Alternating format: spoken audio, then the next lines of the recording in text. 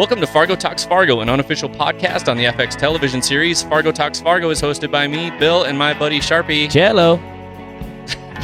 Cello, really? This season of Fargo Talks Fargo is sponsored by Fargo Brewing and their Wood Chipper IPA. It's delicious, and it's not just for breakfast anymore. Also, Fargo Talks Fargo is brought to you by Audible.com. Visit audibletrial.com/Fargo Talks Fargo and find out more about how you can get a free trial to Audible. And we'll make a recommendation for a book later on in the episode because listening to books is awesome and you should do it. That's my new tagline. Listening to books is awesome. So this is a special episode. We haven't done any this season. Bonus. And we're going to have a bonus. We're going to have a bunch of extra ones at the end of this season, I think. So we're really excited tonight. What is, it's night, right? Tonight to have Maggie Phillips here, the music supervisor for this season 2 of Fargo Talks Fargo. Thanks for joining us, Maggie. Hi, I have to say I'm an Audible Gold member. Oh, wow. Hey, how about this? Let's make a deal. You're going to make the recommendation this week. I will certainly make a recommendation. Yeah. Oh, that'd be awesome. And then because I listen to so much music for my job that when I listen for pleasure now, it's always books on tape. And so I listen to about 5 books a month. I go over my gold membership at Audible, but yeah. Do you have a really long commute? No, it's when I take my dog on a walk, when I'm doing errands. Yeah. Whenever I was at the gym. I listen at the gym quite a bit. That's really nice. Yeah. I'm a big book on tape person. Well, there you go. Yeah. So I'm a huge fan of Audible. Well, we'll put you on the spot a little later in this episode, and you can tell us your favorite book, and if it's something we've read, we'll nix it, and you'll get a second chance. Okay. So, Charpie, I'll let you kick us off here. Okay, so Maggie, you are the music supervisor for this season. How long have you been doing this? I think you mentioned you've been in this game for like 10 years or so. Like what? Let's get some background information. How did you get started? Just a little bit of background information would be pretty cool. Okay, I'll try to keep it short. I was born and raised in Austin, Texas, so we'll start in 1975. No, but I will say, being born and raised in Austin, which everyone knows, has a huge music capital. Music capital of the world. But Austin was great, and I graduated from high school in '94 and college '98, and I went to college in Austin, and so I was there for the whole '90s music scene, and was going to shows every night, even Monday nights, and sometimes 3 to 4 shows a night, and was a huge fan. And I went to University of Texas at Austin. I was an art major, which we hung out with a lot of musicians, and that was another sort of connect to the music world. But so, Frank, it's really just that I was a huge fan of music for many, many years. And after I graduated, I pursued art for about 10 years. I was living in New York at the time, and a few of my friends were making a movie, and they wanted to put some, actually, it was a Spoon song. Spoon is from Austin. I knew Britt Daniel from Spoon back in... Is this like before Kill the Moonlight? Oh, yeah. Yeah, I was going to say, that's definitely... Let's see, in 90, I think I met Britt in 98, and it was right after... I forget what album. That's all right. Anyway, so I met Britt. I've been friends with him ever since, but my friends Mark and Jay Duplass, who are now, big filmmakers, who I knew in Austin back when I was in college, and we were all living in New York at the time, they made this film called The Puffy Chair, and they wanted to put a Spoon song in, and I helped them connect with Britt and get that song for $1. Oh, yeah. That's some serious, did that check come all at once, or was it broke out? It was every month he got a penny, and I think they're probably still paying it out, I guess. No, but I'm going to get you paid every day for 100 days. For 100 days. It's going to be monstrous. Luckily, I just, I've been trying to pay Britt back for many, many years, and I think I finally got him paid back for one of my TV shows recently. Oh, and Britt did a cover for us for Fargo. Which is secret because that's not until next episode. When is this going to air? I can wait a week if you want, or I can cut it out. It's not that big of a deal. He does the cover at the end of episode 9, which is next week. It'll still be a surprise. We don't know what it is. Yeah. So anyway, that's how it got started. Like just me helping Mark and Jay out with Puffy Chair, and I was still painting at the time. But then we all happened to be in LA. It's a longer story than it's worth. And Mark and Jay, because of the Puffy Chair, got signed to William Morris. They started making new. Oh, I thought I was off this shit. Yeah, don't worry about it. Okay, sorry. Good. It's nice to know people are looking for you. But so Mark and Jay started making films in LA. They got signed to William Morris because of that movie. I had other friends and family that were in LA in the film industry. It's not an industry that I ever imagined myself getting into, but because I was one of those music nerds that from 1990 to 2006 when I started this, I was making mix. It started out with mixed tapes, and then it was mixed CDs, and then it was mixed CDs, I think, until I started music supervision. But I was that one in the group of friends, and a huge group of friends that was always feeding them new music and was always on the blogs and just was a big music nerd. And so when my friends started making films, they started asking me for ideas, and then it sort of grew up into the career. I think at one point, actually, one of a family member of mine was like, that's a job, that like people get paid for this. And I was like, no, there's no fucking way people get paid to pick out music for movies. And they're like, yeah. And John, he took me to a bookstore and like got me books on music supervision, and I started reading them and then took it from there. So that's how I started. So I had immediately, for whatever reason, just based on the time frame, you're telling me you were in school. I know they're not from Austin, but it's also, did you like catch like some early old 97 shows at least? I did, yeah. Because is Rhett Miller from Austin? I don't know if Rhett Miller's from Austin, but when I was hanging out during that period, Rhett Miller was a fixture, and yeah. I didn't know him personally, but I knew other people that did. Yeah, I don't know if it's. I met him I met Rhett Miller and the whole band one time because they were the opener for the Jayhawks for a concert I was helped putting on here in town. And I'm a fan of the Jayhawks and of Old 97. Yeah, and the Jayhawks had something going on, and they wanted to get back to the Twin Cities a little earlier, and so I had to go. It was like, hey, could you? And so I had to go to the Old 97's little. When I say green room, I mean they were hanging out. Is out of college, they're like hanging out in an English lit room. With like a meat and cheese tray and a Lutheran college in Minnesota. And I've always respected them, not only because I like their music, but just that they could have pulled it like, no, we have a contract for this. We're not going to end our set a little early. They went on a little early and ended a little early, and they're like, yeah, that's cool, man. Don't worry about it. And they were just all like super nice guys. So anytime anyone ever, I brought up the Old 97s, but anytime I get a chance to talk about them, I don't know, when people are just like super nice, it's always cool. You remember it just like, no, because I've run into some assholes.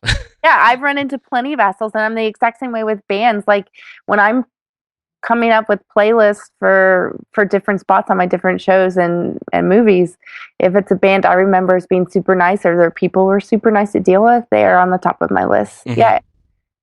Pays to be nice. Yeah, it pays to be nice, and it hurts if you're an asshole, because there have been a lot of people that have been assholes to me in my little career. So I don't go back to them.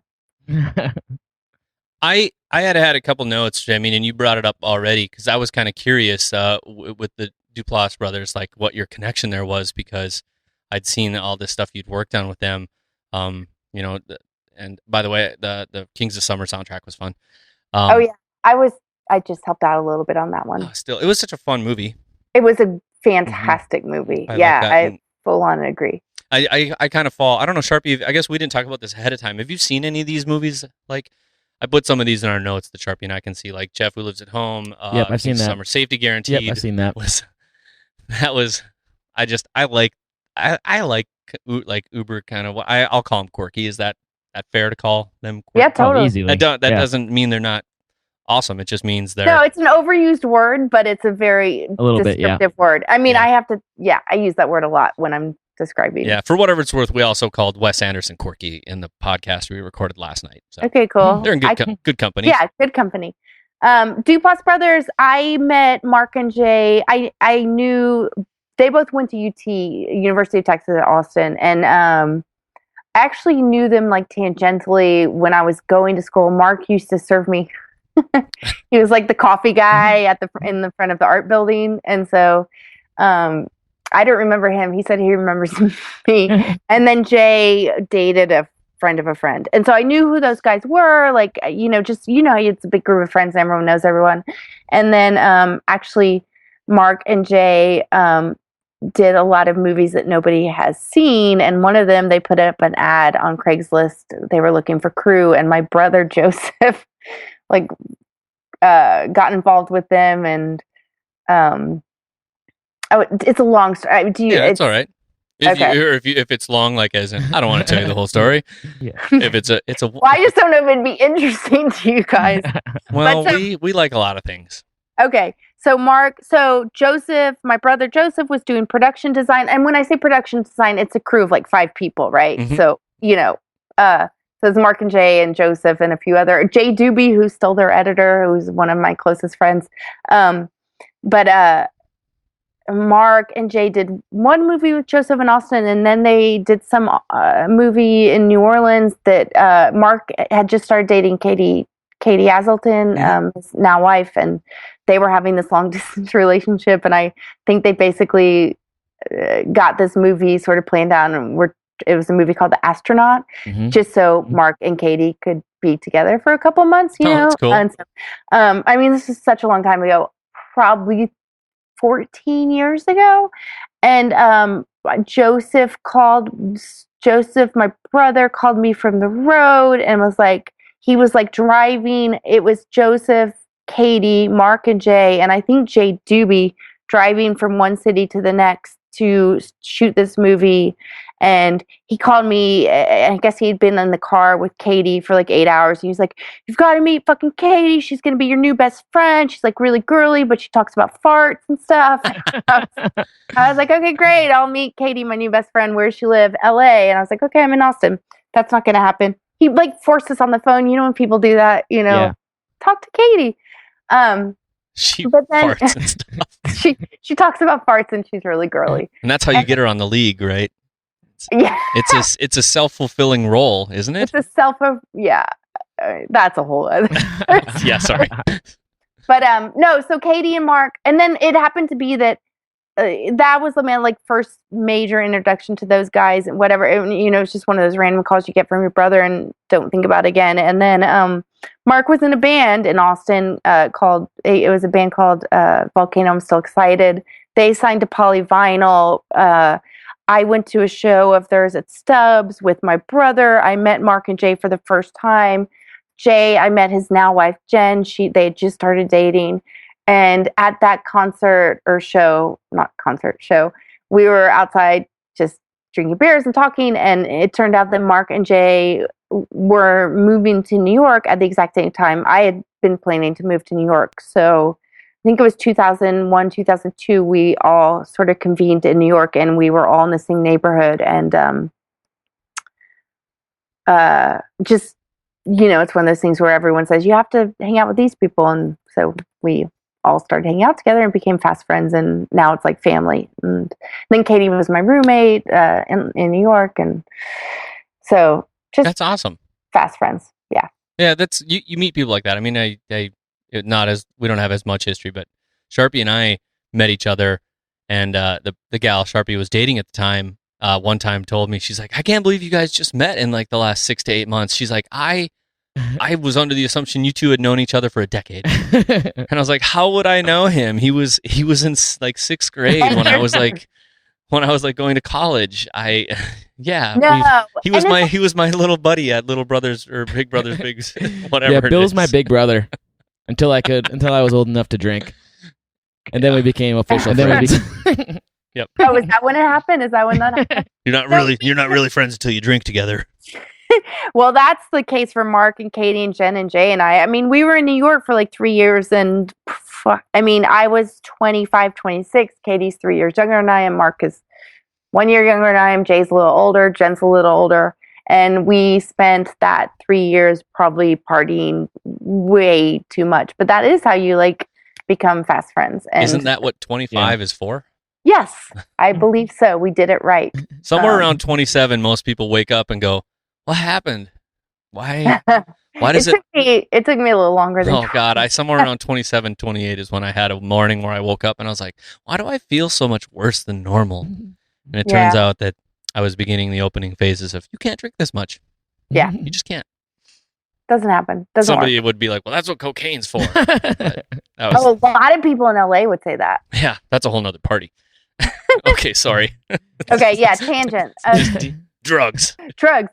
Duplass Brothers. So that's how I met the Duplass. Not associated. Not a show. No, not drugs. Duplass Brothers. That's how we met. No, Mark and Jay are total squares. Oh, not complete squares, but they wouldn't be mad if I said that.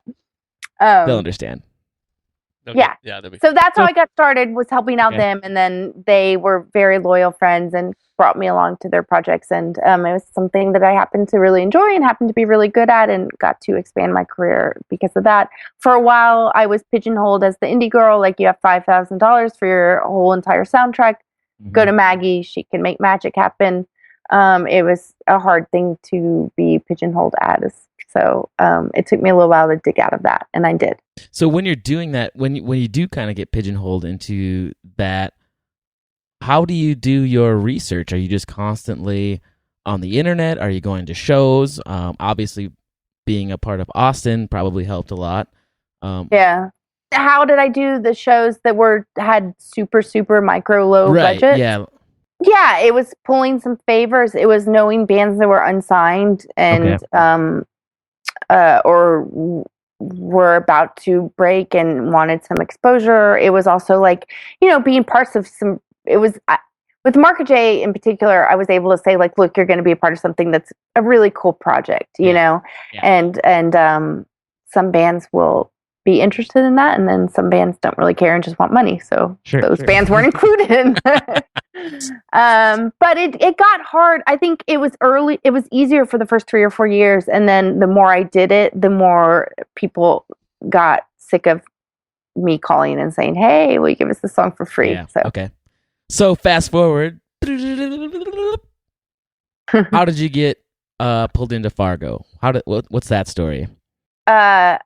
I actually was about to give up on music supervision because I had done so many indie films and hadn't been able to break into TV or bigger budget films, and it was just hard to make a living doing what I was doing. And so I was like looking into my third career, because my first career was painting, another big breadwinner, and then music supervision. And so I was about to quit, and but a friend of mine who works on Fargo and works with Noah got me. He was like, "Come in for a general with Noah," and I just thought Noah Hawley, and so I thought I was going in just for a general meeting. I knew that they had other projects they were talking about, and I, just thought it was one of those meetings that you're going to shoot the shit and see if you guys, hit it off, and would I be lucky enough to maybe work with him at some point in the future. But then I think it was the night before I was scheduled to meet with him, my friend John said, the position's open, Fargo music supervisor for season 2. And I was like, are you fucking kidding me? Like that, it would be like the biggest thing that I could ever imagine for my career. And it's like an unbelievably like dream job. And, so I wish he hadn't have told me, because I went into that meeting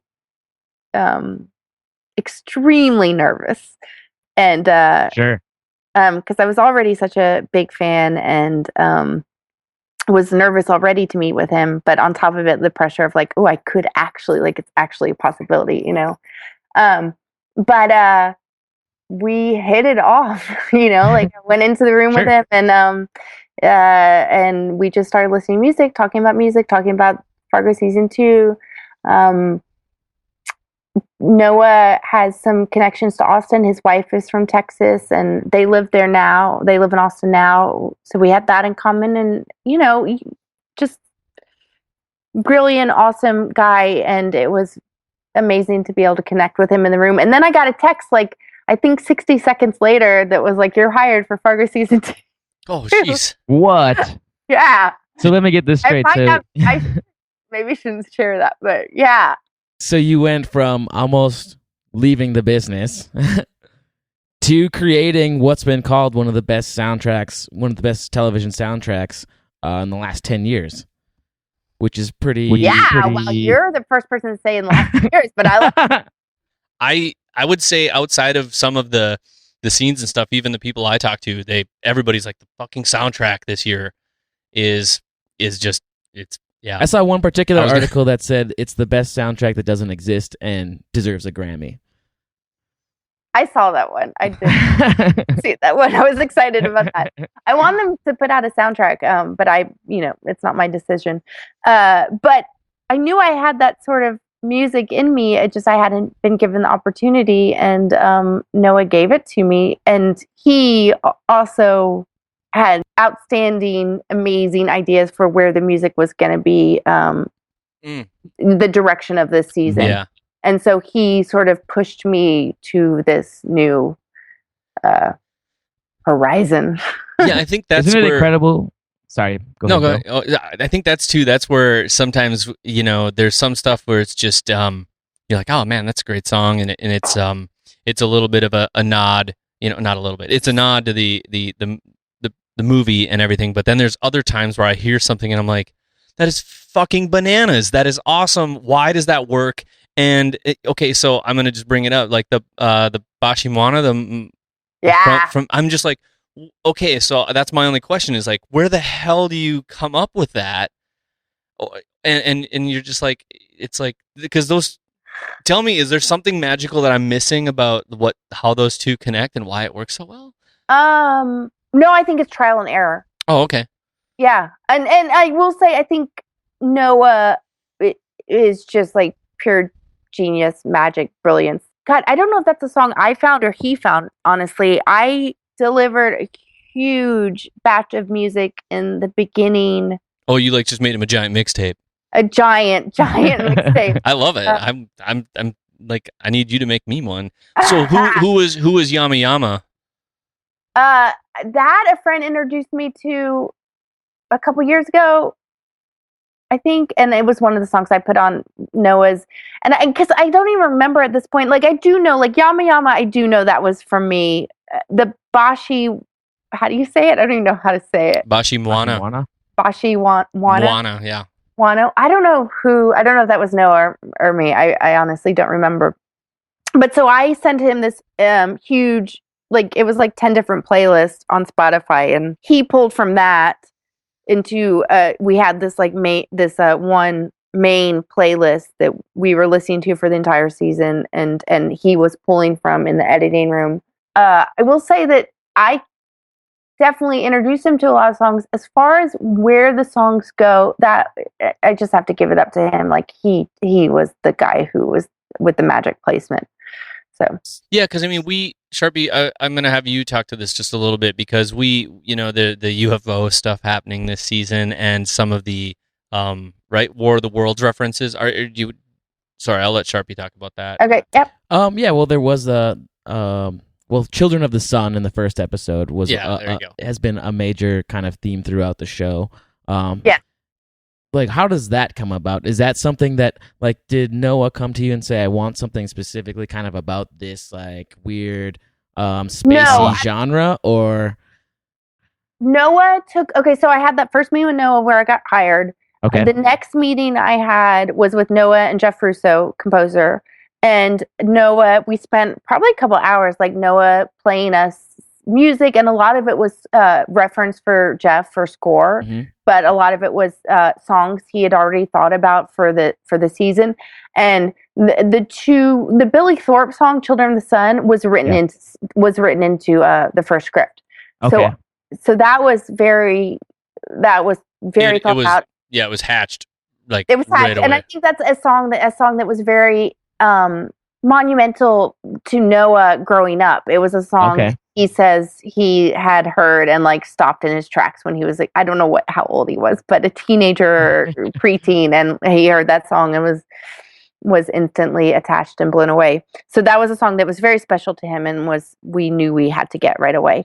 And then Eve of War by Jeff Wayne, Noah played me that almost that entire album in that second meeting, and I was like, I am in for like a crazy, crazy ride. But for me, super exciting because like not your typical like, go out and find indie artists that fit within our budget, like go out, discover new music that no one's heard of, and let's make something truly unique and thoughtful and special. And so so he played me those two songs, and then we talked about different avenues that he wanted, like different themes for the rest of the season. And some of those themes came into play, but didn't. It was before he even started shooting.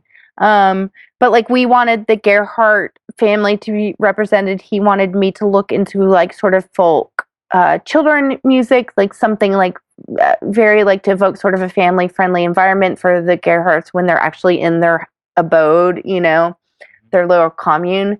It didn't really come out that way per se, but that's like, we started off with that. Then I was going to look into girl punk bands for Simone's character, because that's, when there was actual chick bands came up and like were doing their own thing, and Simone would have been the type of person that would listen to that. And I dug into prog rock, which was never a genre I was super into, and I learned a lot over I took a month. I really did. Had the luxury at that time. I didn't have a lot of other jobs going on, so I took about a month, and I listened to so much music and did so much research. So when you're first you said you initially delivered just a whole bunch of songs.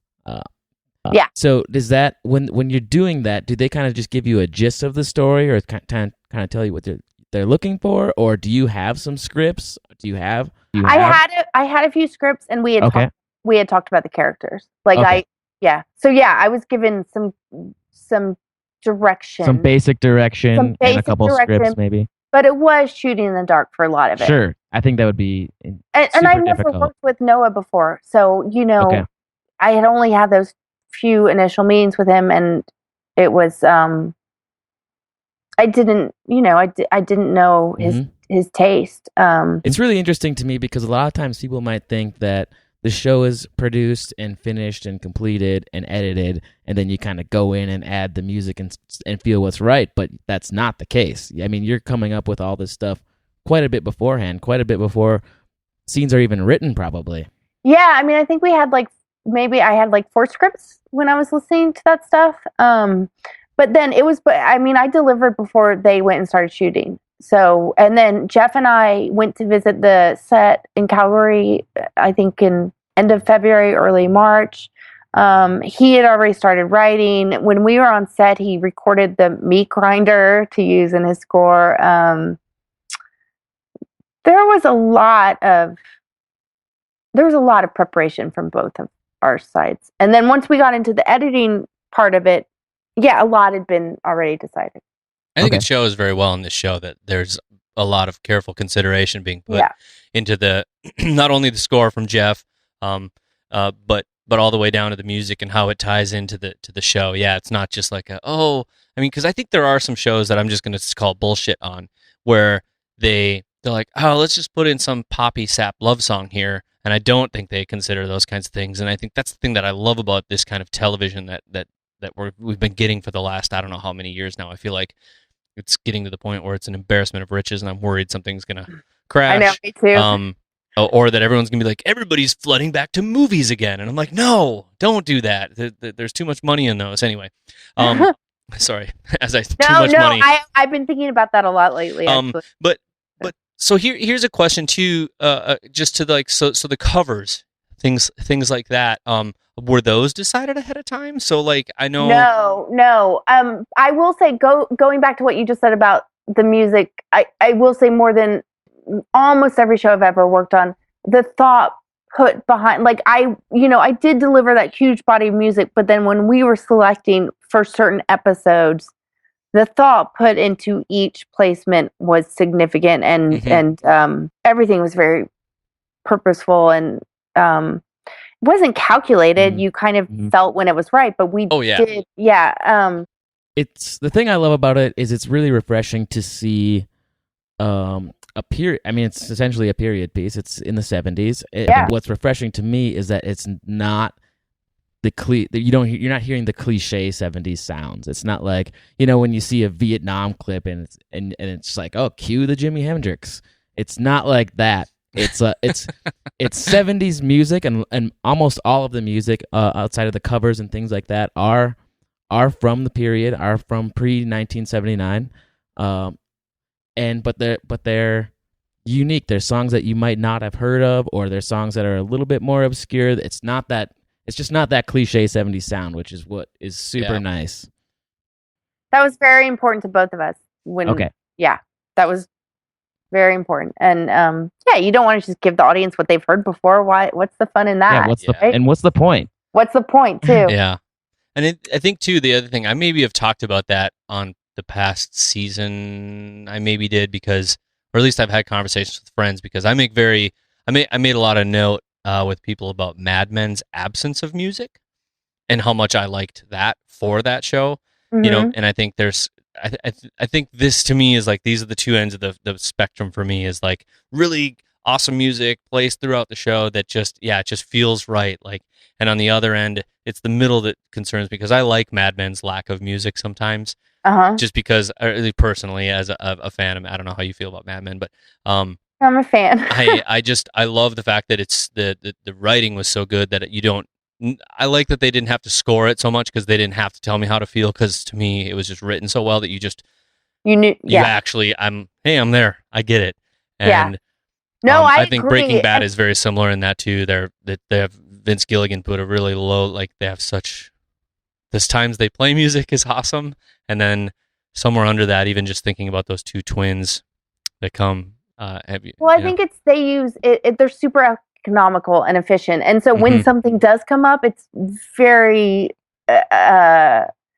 moving and deliberate, and I mean, I work on other shows I won't mention that it's wall-to-wall songs or wall-to-wall score, and there's nothing sort of there's no purpose behind it. So I guess to use a Radiohead song title, everything in its right place.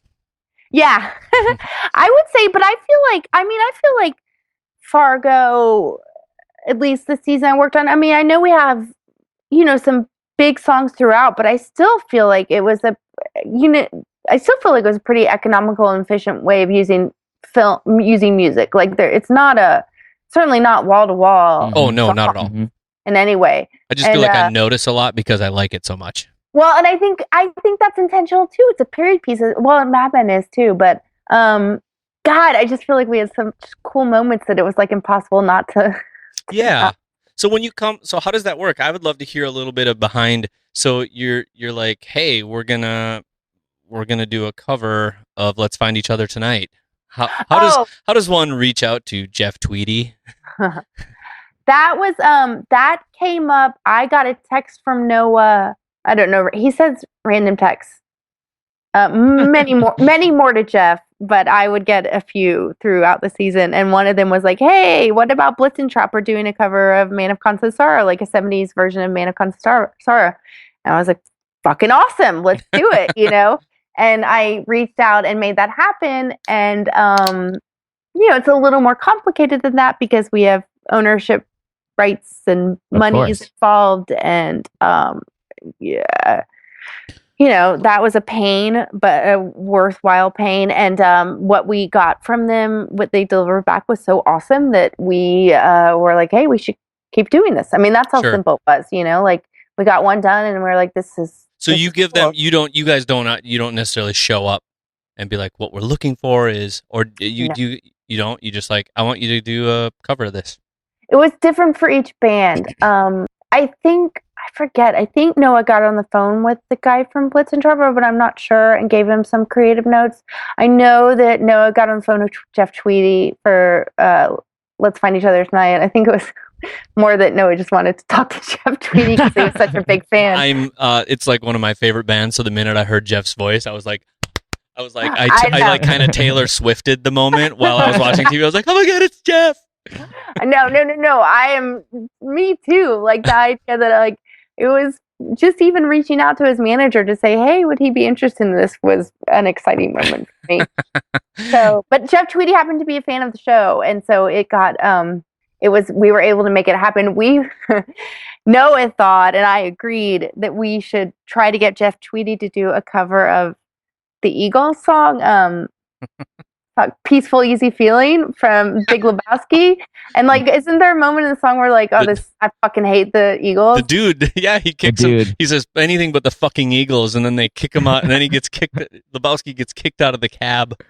Okay, yeah. Well, Noah's idea was like, let's have Jeff Tweedy do it, make that song good, and if anyone can make that song good, Jeff Tweedy can.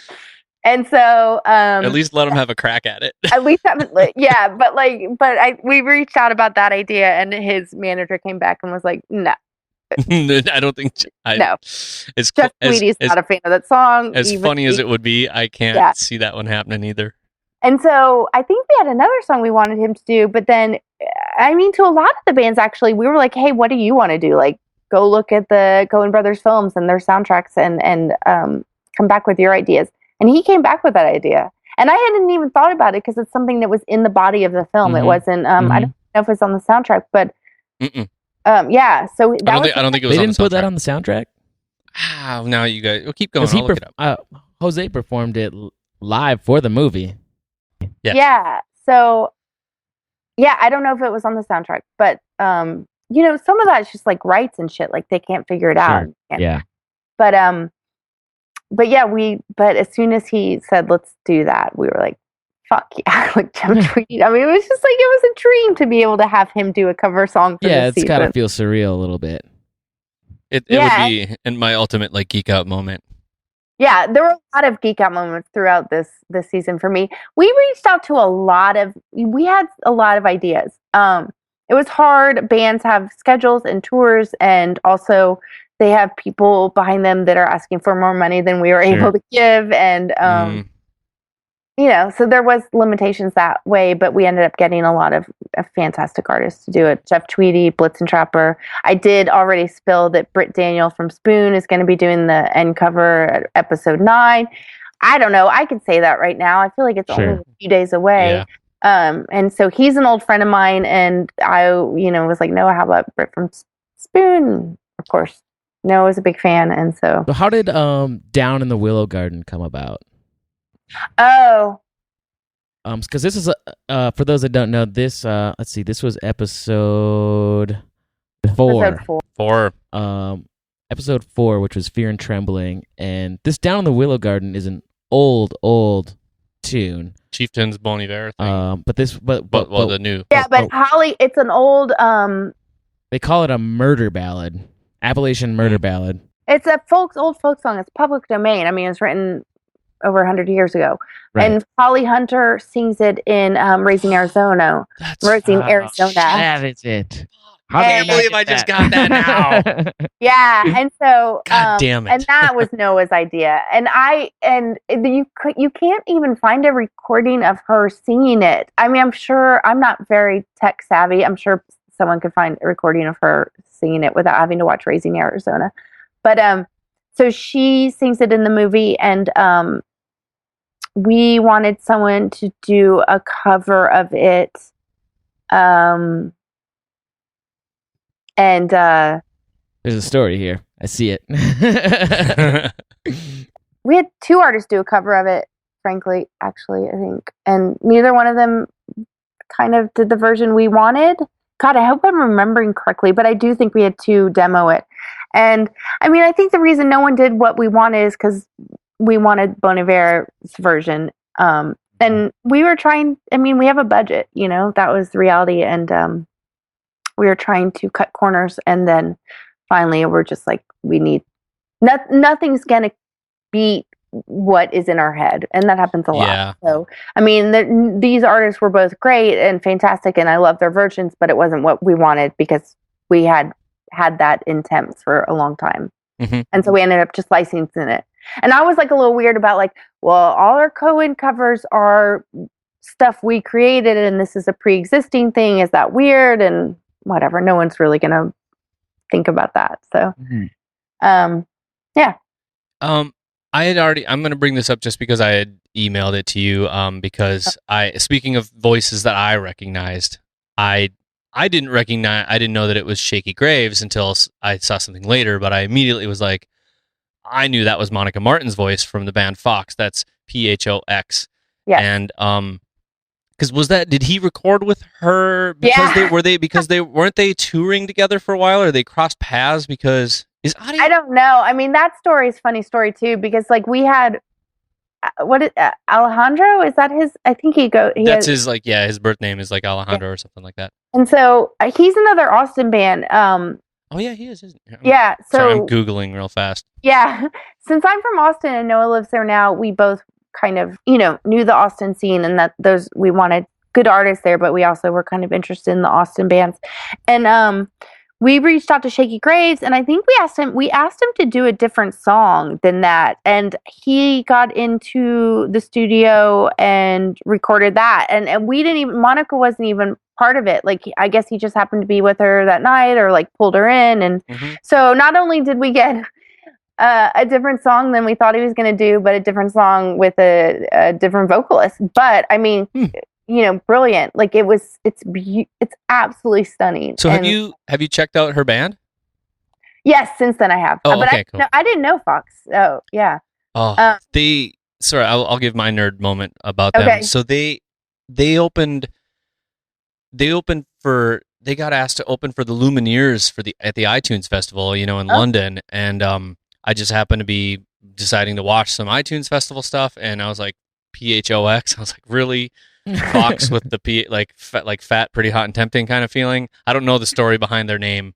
I don't know. But I watched them, and they were fucking fantastic. I mean, I immediately, like, the next day, like, Googled some stuff, and it was like somebody had already ripped the iTunes thing and put it out on YouTube. Oh, and really? I was like, I don't know if these guys have a record that sounds like this yet, but I'm just gonna. So I copied that because I was like, what if they never put this out? But did they put it out? I don't even know. Yeah, you can actually buy it on iTunes. So I did eventually go pay for the iTunes version of their live set. Good. Anyway, good job, Bill. And now they've got an actual record up. But so I find out that they're from Madison, and my friend Josh Hardy is from Madison, and he's kind of a Americana musician. In that vein of, like, I don't know whether to call it country or I know what you're talking about, folk, yeah. or whatever. But I always admire my friend Josh because Josh just keeps going. Josh isn't huge. He's not, but I mean, he goes and spends a ton of time in, like, England and Ireland and Europe playing all the time. And he has, successful tours through there. And I was like, and so Josh used to be kind of a fixture in the Madison, Wisconsin scene for a while. So I was like, hey, have you heard of this band Fox? And he's like, oh yeah. Like Monica, that's Monica's band. I buy my coffee from her in the morning. And I was just like, or he used to, like. Yeah. And I was just like, why? And he's like, why? Why are you talking to me about a Madison band? And I was like, because I just watched her open for the Lumineers at the iTunes Festival, and he was just like, fuck, what? And I was like, yeah. But if you have a chance to see Fox Live, I would recommend it. Fox Live, I feel Fox like Live. Yeah. But she has, I don't know how to describe the quality of her voice. She's not like an oversinger. I'm using hand gestures. Sorry, no one else can see this except for Charpie and Maggie. And it looks like I'm shooting a basket. But she has this like quality to the tone of her voice that it's a little breathy too. So if you ever check out like her audio tree sessions they've done, you can really hear it in those. And lately, outside of a certain thing, there's like a lot of female voices that I really, really love hearing because I think they sound so much better to me. And but anyway, Monica Martin, and so when they came here to Fargo, I brought a couple friends to see their show, and after the show, I said, hey, my friend Josh told me to say hey, and she's like, holy crap, so I ended up sitting down and having a couple cocktails with her and a friend, and... Oh, really? And this was before... This is before Fargo thing. Yeah. But I mean, I was like, so I had to do the whole, like, can you explain how the fuck you get onto the iTunes thing? And she's like, oh, God, that's a story. They had done something where they filled in and for somebody at like a Lollapalooza Chicago date, and somebody they got no. I mean, it was one of those right place, right time. And my guess is, like we mentioned earlier, I don't know if we were actually rolling tape earlier, when it's like, don't be an asshole, and things might turn out for you. It turns out being nice is pretty helpful. So anyway, being nice and eager and enthusiastic and feeling grateful and lucky for the chances that get thrown at you. So yes, that was my tangent. No, and I think probably the same thing happened with this Shaggy Graves cover, because we didn't commission her to do it, They were touring together. I looked it up. They were okay, so that must have been. But yeah, they were sharing some dates. Alejandro, I hope I'm saying. I think he goes actually. He's got a hyphenated last name. Oh, but so he sent it to his manager, and his manager forwarded me. He's like, "Hey, so I know this isn't the song we talked about, and he brought in a guest vocalist, but let me know what you think." And it was stunning, and forwarded it really was. And we were both like, "Fucking A, let's do it." Yeah. Alejandro Rose Garcia. Okay. Okay, so here's a good question for you, Maggie. We've talked about your job. We've talked about where you're from. We've talked about all the work you've done with Fargo and how much we dig it. Here's a question. I want to know. Maggie is gonna make Bill a mixtape. And I'm not talking like what's for work.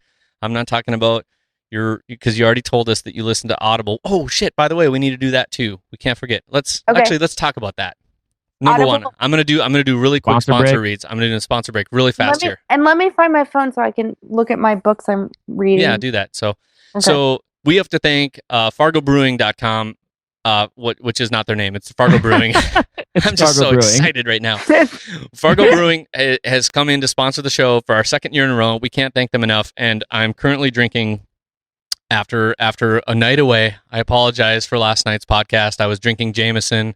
The whole night, and I am back to my wonderful wood chipper, and I love it's a classic American IPA that showcases an aroma of bold hop flavor and all that jazz. But wood chipper was awesome. Fargo Brewing Company's very first beer.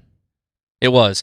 So if you want to help us out and let them know, we love it when we can show them spikes in their web traffic based on what we do. So visit fargobrewing.com, and if you're local, visit the website, find out where they are, where they're distributed all over the Midwest, and go and buy their beer. And if they don't have it, just request it. And if they say they don't have it, say, well, I think you're fucking dumb, and then tell them to order it. So second to that, we have an affiliate thing set up with Amazon. So Amazon owns Audible. Go to audibletrial.com/FargoTalksFargo, and you can sign up for a free 30-day trial. You can cancel at any time, and when you sign up, you get a credit for a book. That you can listen to hands-free. It's amazing. It's hands-free. It's hands-free. Maybe that's how they should start marketing their books. Hey, they're hands-free. Audible books they're hands-free. I'm trying to find my phone. I can't find it. Hands-free. Oh shit! Did I just ruin your promo? No. This is great. Okay. We're gonna because Maggie is a self admitting gold Audible member, and I mean, Charpie and I have talked about this all season, Maggie. That we actually. Before this, we have our own. We do this too. I do think I'm in a gold one. And what's funny is Charpie and I don't talk about the books we're going to recommend. And I would venture to say more than half the time we recommend a book before one of us is finished. Because here's what happens when Charpie recommends a book. I start typing in and looking it up while he's telling me what he's going to recommend because we don't talk about it ahead of time. And by the time he's done, I'm like, fuck, that looks good. And I've now added it to the cart and have bought it, even if I'm out of credits. Well, that's the thing. I'm a gold member, and that's 3 credits a month. And then I always do the sort of, it's $34.71 to get 3 more credits. Yes. Yeah, right. And I think I do that pretty much every month. But it's because they're great. It's great. And like it's a book of credit, man. You can't beat that. Yeah. I will. So what do you got? What do you got a recommendation? I mean, are you a nonfiction, a fiction? Do you like to mix them up? I am totally. Oh, by the way, Jeff Russo just sent me new music for Noah's new show. I just got it. Oh, we got a scoop. Sorry, can't share. No, it's okay if people go back and listen to our interview with Jeff last year before they had announced that Fargo season 2 was happening. Jeff made a very minor comment, just, then I got to go and work on something for another show up north. I don't think barely anyone got it. Really? I don't. Well, like I said, we have tens of listeners. Well, people know it's doing a new show, so that's no scoop. So Audible. Also, tell us more about it. Okay, no, tell us what's your Audible pick? Like, what's the best book you've had? Full on psycho thriller murder. Oh. The bleaker, the darker, the better. And I'm particularly fond of like British, Irish, Norwegian. There has to be rain. There has to be rain. I just like it to be fucking dark, man. Yeah. But let's see. I'm a sucker for anything that's thriller. But lately I've been listening to a book called The Interstings by Meg Wool. I can't say her name. See, this is why I need my phone so I can read it. It's Meg Wolitzer. Yes, really good. So written by Meg Wolitzer, narrated by Jen Tullock. It's 15 hours and 41 minutes. Tell us some more, Maggie. Do you want me to tell you what it's about? Mm-hmm. Okay, cool. Don't spoil it, but give us the rundown. It's about a group of friends who met at a summer camp for the arts in the 70s, I think in 75. And that was the year I was born. Right before Nixon was ousted. Yep. Bye, guys. No, I was like, not a crook. Not a crook. Oh, back to the Fargo. That would be a good Fargo segue. Yep. Okay. They ironically titled their friend group The Interstings, and it's but it's basically just about a group of friends who spanning over, I think it's 20. I'm only halfway through, so I don't know how far it goes. Yeah. Oh, it's 15 years. You're reading that? Well, I'm just keeping you on track here, Maggie. And they're thanks, dude. But I think it's a character study. It's told from mainly the perspective of this one woman who is sort of feels like an outsider to the group, and this is not a good review. Well, here's the deal. You got to go sign up for it, or if you're already a member, go check it out. It's called The Interstings. I mean, it's got over 1,600 ratings, so it's really well written, and the narration is good, and the storyline is really good, and it's there's a lot of music in it, which is fun for me. Ooh. And because it's the 70s and the 80s, and then we go, and then there's this character Ethan Figman, I think is his name, which I think is I'm not going to ever be a book reviewer, but I recommend it. But you will give it a fucking killer soundtrack, I bet. Yes, I would, and in fact, they're making a TV show about it, which is why I started reading it. I was no way! That's awesome. Up. That's fantastic. Yes. So before I decided to take a sponsor break, I wanted to. I really just want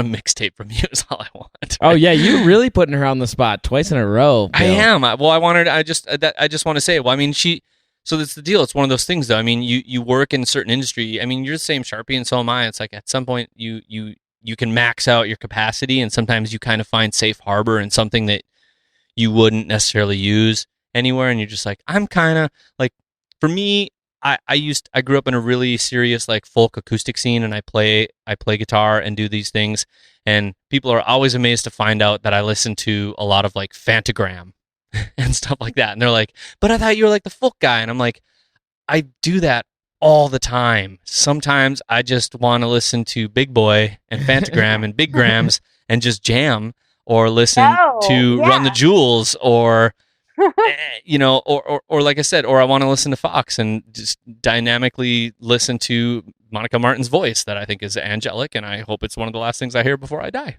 No big deal. Beautiful, beautiful voice. No, I mean, that's why I listen to books on tape. Because I listen to about 8 to 10 hours of music a day, and it's... Oh, how does that take a toll on you, though? I mean, I don't think it ruins music probably for you, but it's just like, it's got to be taxing. It's taxing. It's taxing. You know what's, for me, the most taxing part is like new music. Like, I get so sick of hearing new music, And I think that's why Fargo was so much fun, because I got to go back and like discover Third Beer. Yeah. I just saw it. Sorry, I saw whatever no opening. For whatever it's worth, Maggie, this is a slow night. Oh, good. He's being a good boy. Okay, I'm glad I inspire. Bring that.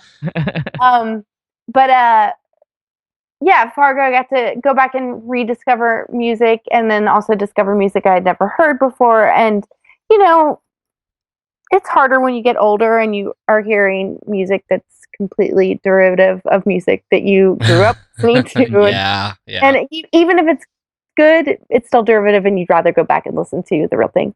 So the hardest thing is just, and plus there's just so much music. There's so much music, and it's overwhelming. And so I'm not going to complain that I get to listen too much music, because high school Maggie would be like, shut the fuck up. You have a dream job. Your job is music.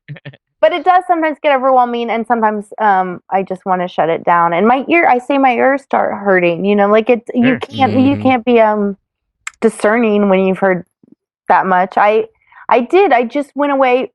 So for Fargo, I had about a month to listen and research for Fargo season 2, and listen to what Noah wanted. You know, had sent me in these directions, and this new show that I'm doing with him, I wanted to start listening for, and I don't have the luxury of that time. And I went away to a cabin for about 5 days and got to just listen only for this show. And it was a huge treat. And that's when I get reminded of why I love this job and continue to do it. And it's fun. I don't know what your question was. No, it's okay. Do you play any instruments yourself? Okay. No. I'm not musically inclined, and actually, not even in high school or junior high or anything like that. No, I used to be embarrassed about it and didn't want to admit it to people, like, you know.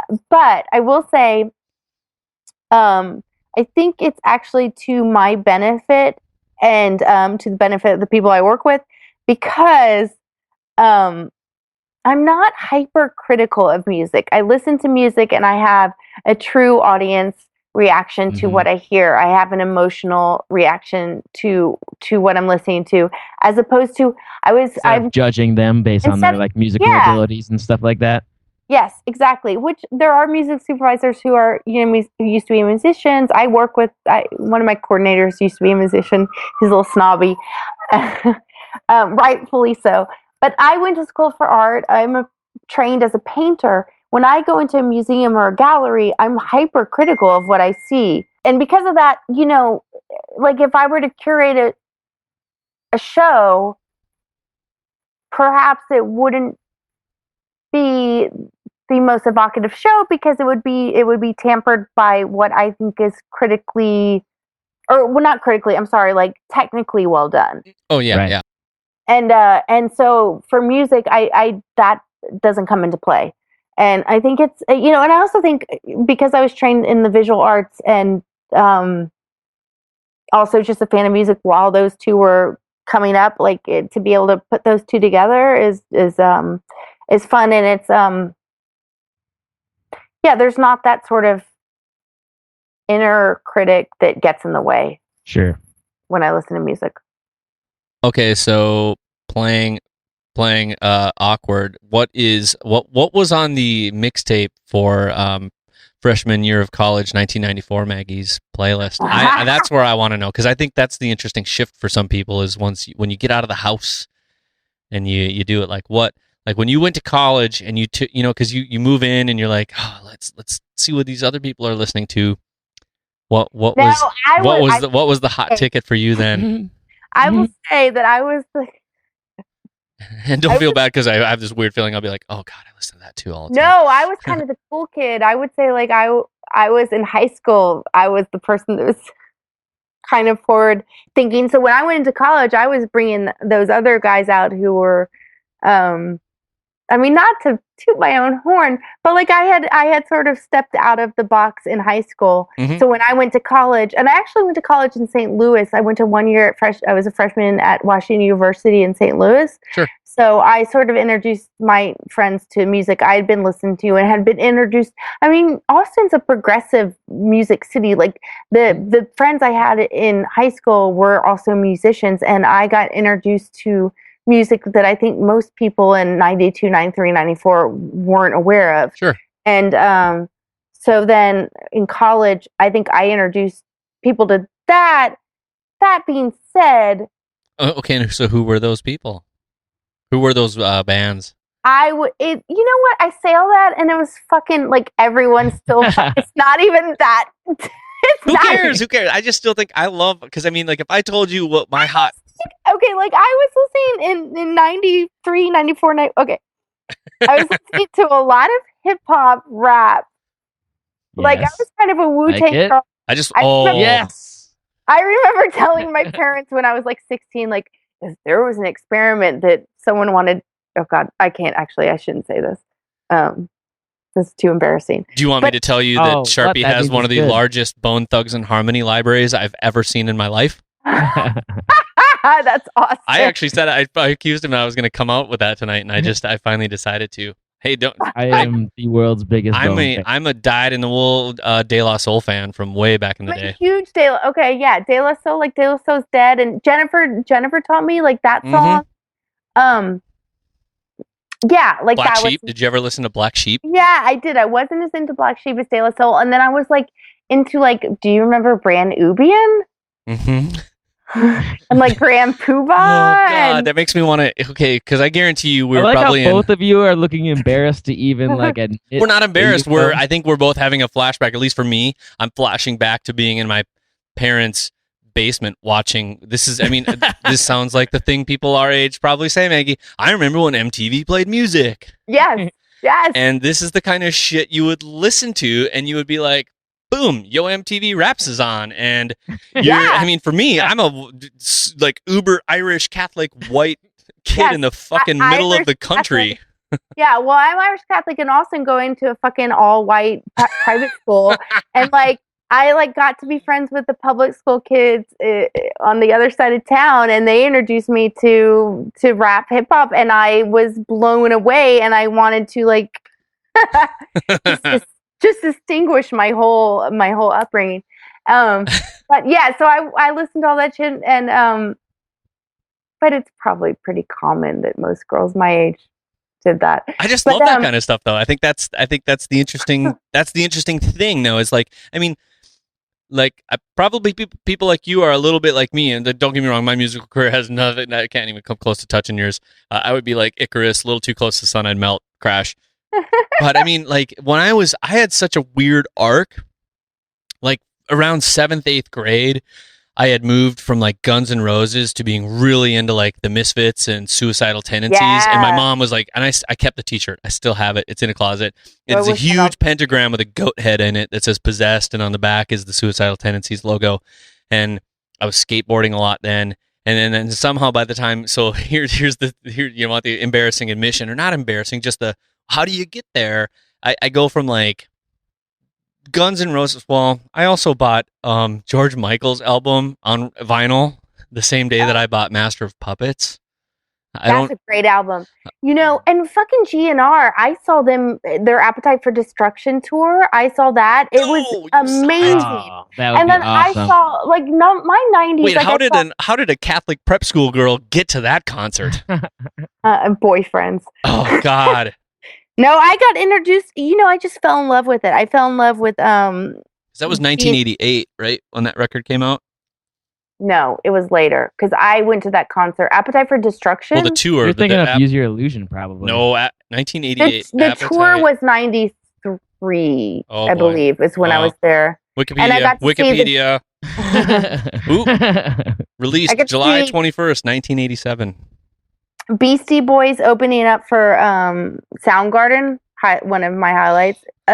Elliott Smith back in the early 90s at Liberty Lunch. I just read a really sad article about Elliott Smith. Oh, really? Are there happy articles about Elliott? That's a point taken. Okay. I just licked my finger and chalked one up for Maggie. That's true. That's true. It's just, I don't know. It's just, that's always such a sad story. So, like, quick music history. When I was a dork and before people introduced me to good music, it was like New Kids on the Block. And KOTB? Yes. My friend Brandy Shaw had the sheets that I was jealous of. Joey McIntyre was my favorite because he was cute, He was the baby face. What? He was the baby-faced individual. Yes. Well, I was in 7th grade, so. Yeah. he was the most similar to me.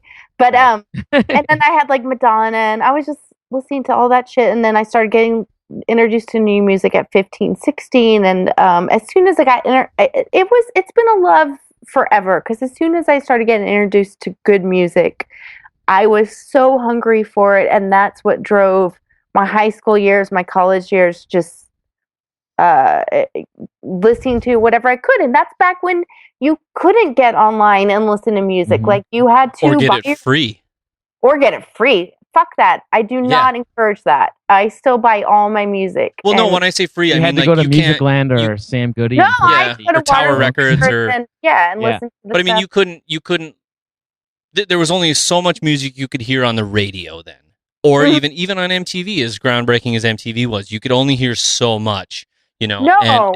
And so to hear other stuff, it was literally. I mean, don't get me wrong, everybody bought the 2-tape deck thing, so you could dub them and make. That's how else you make the mixtapes. Yeah. I had a friend, Brett, who's probably going to listen to this. I believe he used to tape the Casey Kasem like top 40 countdown and kept like a running catalog in like a spiral notebook. So Brett, sorry about that. Big fucking Hi, nerd. Brett. No, I listen to Casey Kasem. I recorded from I recorded from the radio and I had one of those dual tape things. That's how I started making mixes. It was red.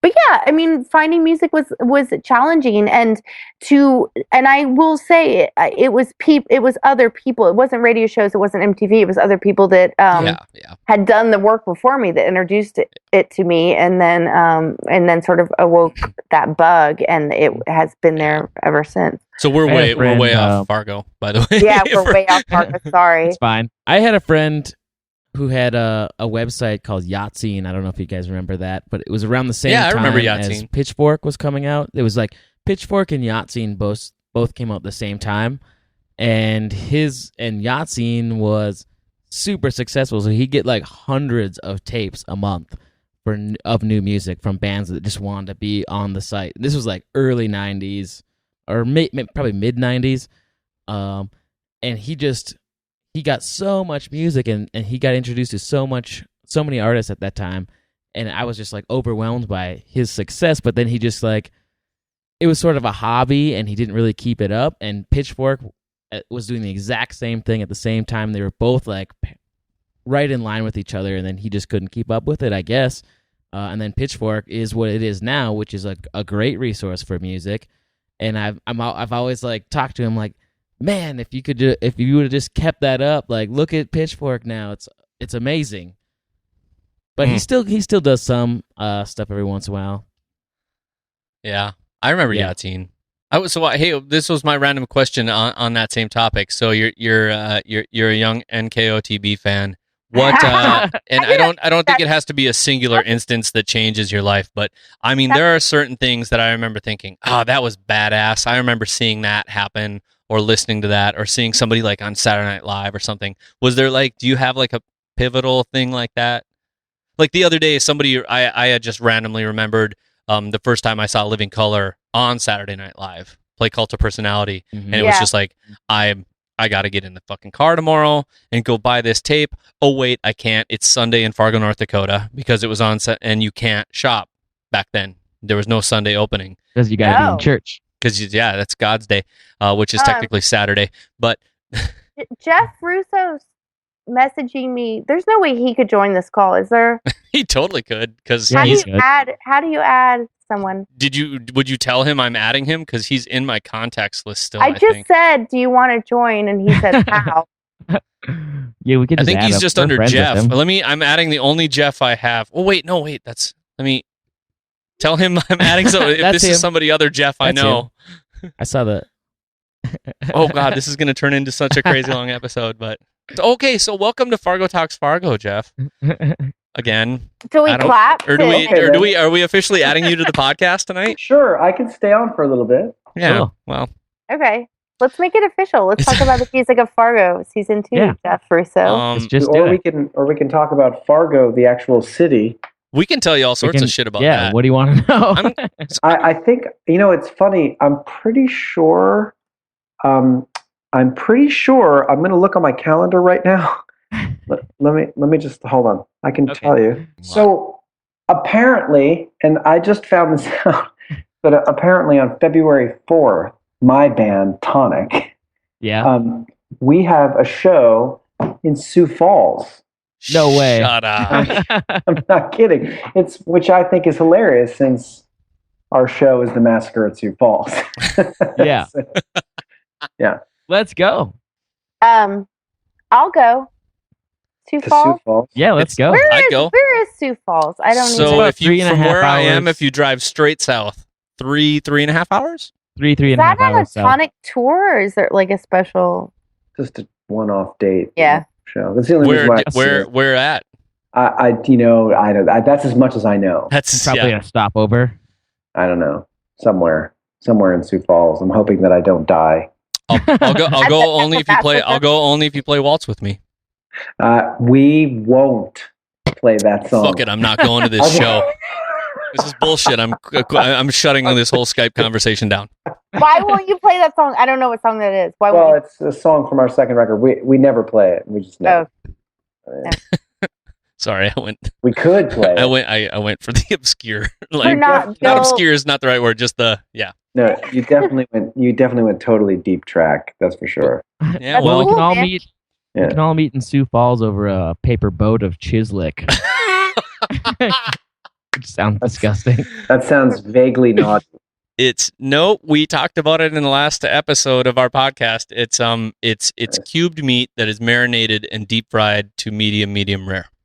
I have a problem with the words cubed and meat. No, I'm sorry, not like cube sentence. steak. You know what cube steak is, though, right? Yeah. Okay, it's not like that. Literally, I kind of joked with Charpie last night. I was like, Chislic originated in the Sioux Falls area, but I'm Right. like, they basically just took the skewer out of souvlaki, is what I guess I would say. It's well, Maggie's from Texas, so it's like a boat of beef tips. Dead cow. Oh, cool. I know what that is. Yeah. I just saw Jeff yawn. Jeff has been working so fucking hard. Yeah. Unlike, I'm tired. yeah, we're We're just chatting. We're just shooting the shit. My life hasn't been as busy as yours, Jeff. Where are you at right now, Jeff? Now I'm at home. Oh, you're at home? Mm-hmm. Yeah, So you're in California? I'm in California, All right. which is where I live. Jeff just sent me a new piece of music that I get to listen to and no one else gets to listen to. You're not really supposed to say that, Oh, but it's okay. we can cut We can that cut that easy. out. okay. So you want to ask us questions about the music of Fargo? I'm still the drum corps man this season. That was it's bananas. That was fun. You know, I got a lot to thank the USC people because they were very very helpful in trying to help me get it all together with getting all those guys to the studio. And you know, they were like, "No, you can't pay us because we're I suppose because they're student institution. Yeah, It's like so- paying a basketball player. Well, exactly. So I had to rent a van. I had to buy 20 pizzas, and then I had to make some donation to the school. You rented the van that they all showed up in? Oh, yes, I did. Wait, can they Okay. legally do that? Athletes can't fly on a. Oh, we better cut this part too. Right. No, They're hey, gonna get. that was This is gonna be a huge scandal. Drumline at USC. Yeah, I had to pay for their transport. I had to get their transportation there. Yeah. Because all their gear needed to be, you know.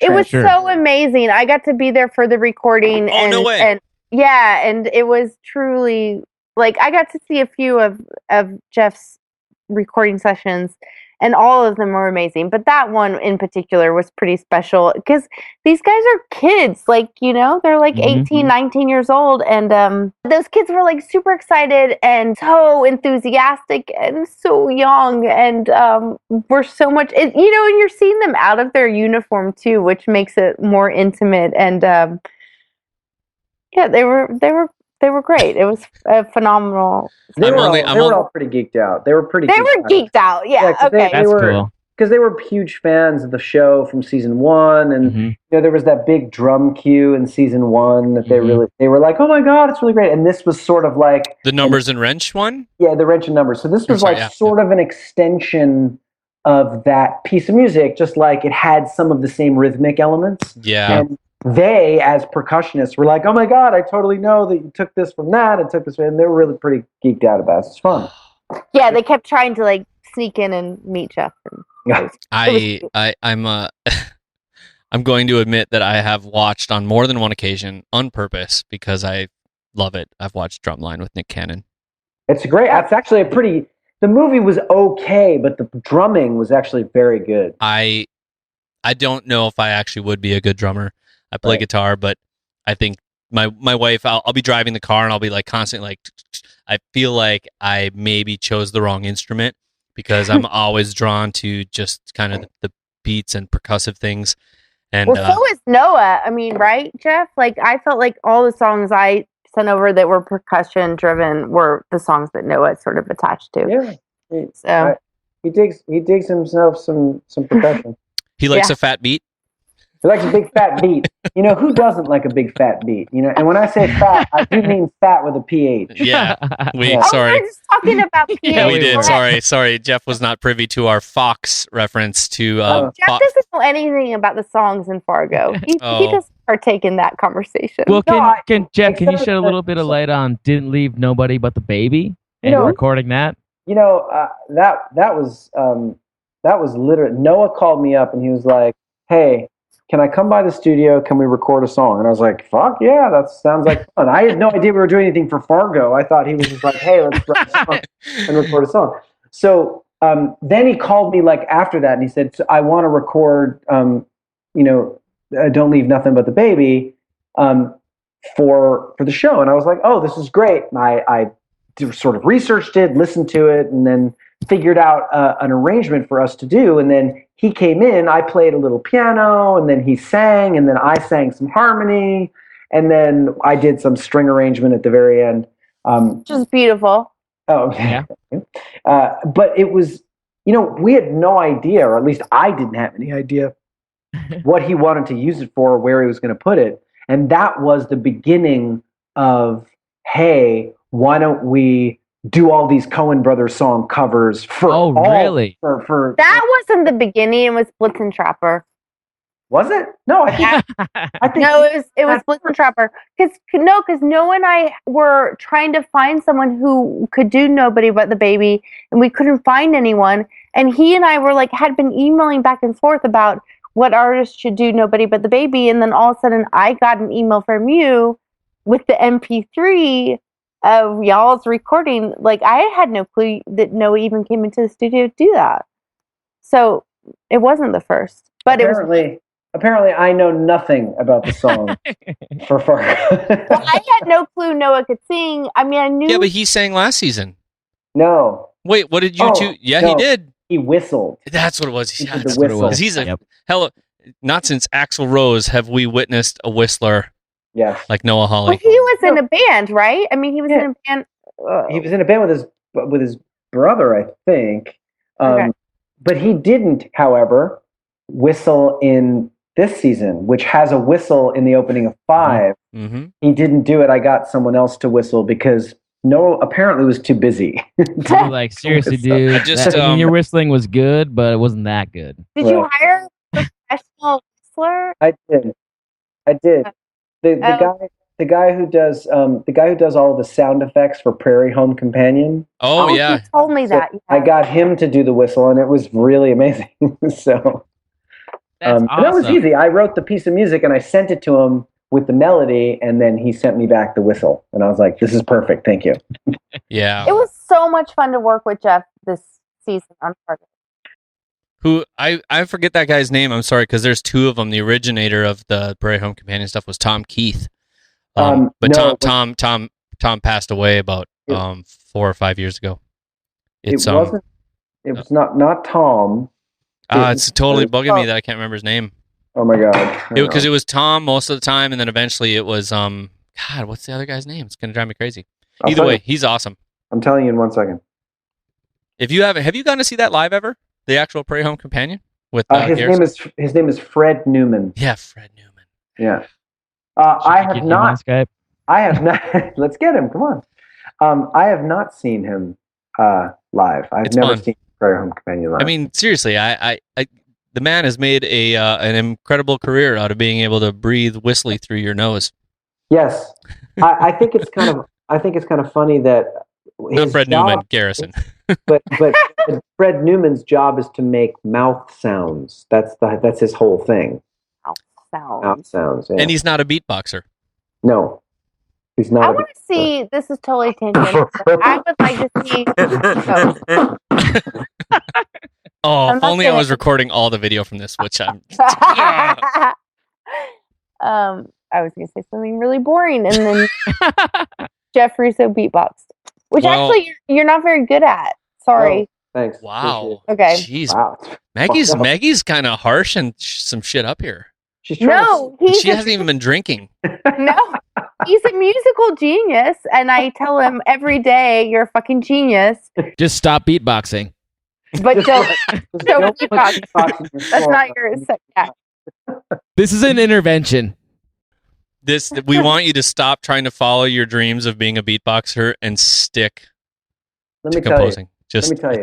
I was raised in the 80s, so I wanted nothing more than to be a beatboxer. Well, Bismarcky's got you covered, so he had it. He did.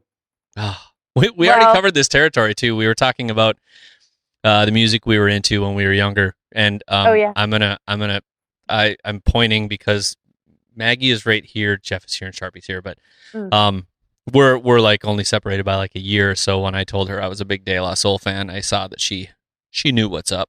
Oh yeah, and De La Soul great. Yeah, I mean, they had a big Kickstarter funded thing. I helped fund that. It was awesome. They had a new record out. God, I love that album. Recently? Oh yeah, in the last year. Oh God, I didn't know. Oh, you got to get back on the train. They did a Plug 1, Plug 2 record, just the two of them without the other gentleman. Yeah. Did you like Tribe Called Quest? Yeah. Yeah. So good. De La Soul is dead. You know that CD cover? It was white with the potted plant tipped over, broken. You can't find that. It's not on iTunes. It has Biddies in the BK Lounge. Biddies in the BK Lounge. So here's what you missed, Maggie. They released all their shit for free. Really? For like a limited time, you could download every record. It's not up there anymore? No, they it was like, hey, let's just get this out there and let people have it.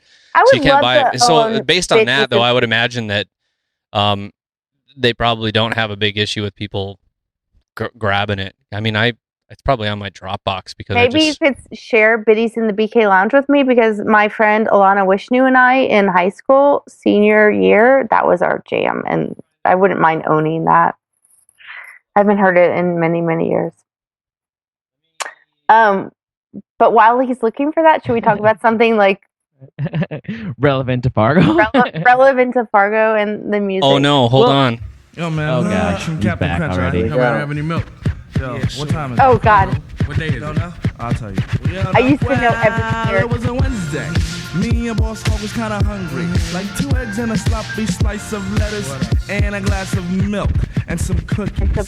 Spotted in the mist with the BK logo. What we said, well, what do you know? Somewhere there is where we should end copyright infringement. Yeah. Yeah.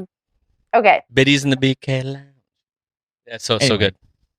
Hey, if you, for listeners of Fargo Talks Fargo who are really into the TV show, if you're looking for some old school hip hop that has nothing to do, they're like the hippies of hip hop. Yeah, they were like super white people, girlfriends, and that's why I probably gravitated. So if you're just tuning in, you're on the line with Jeff Russo, the composer of Fargo, both seasons 1 and season 2, and Maggie Phillips, the music supervisor of season 2.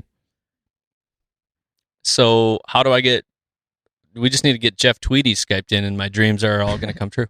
I think Maggie could probably make that happen. She can make pretty much anything happen. Really? So, I just shared with Maggie my deep, deep love of Jeff Tweedy. He's pretty fantastic. I mean, that was a big, big, big get. You know, that was I'm assuming that was not easy to do.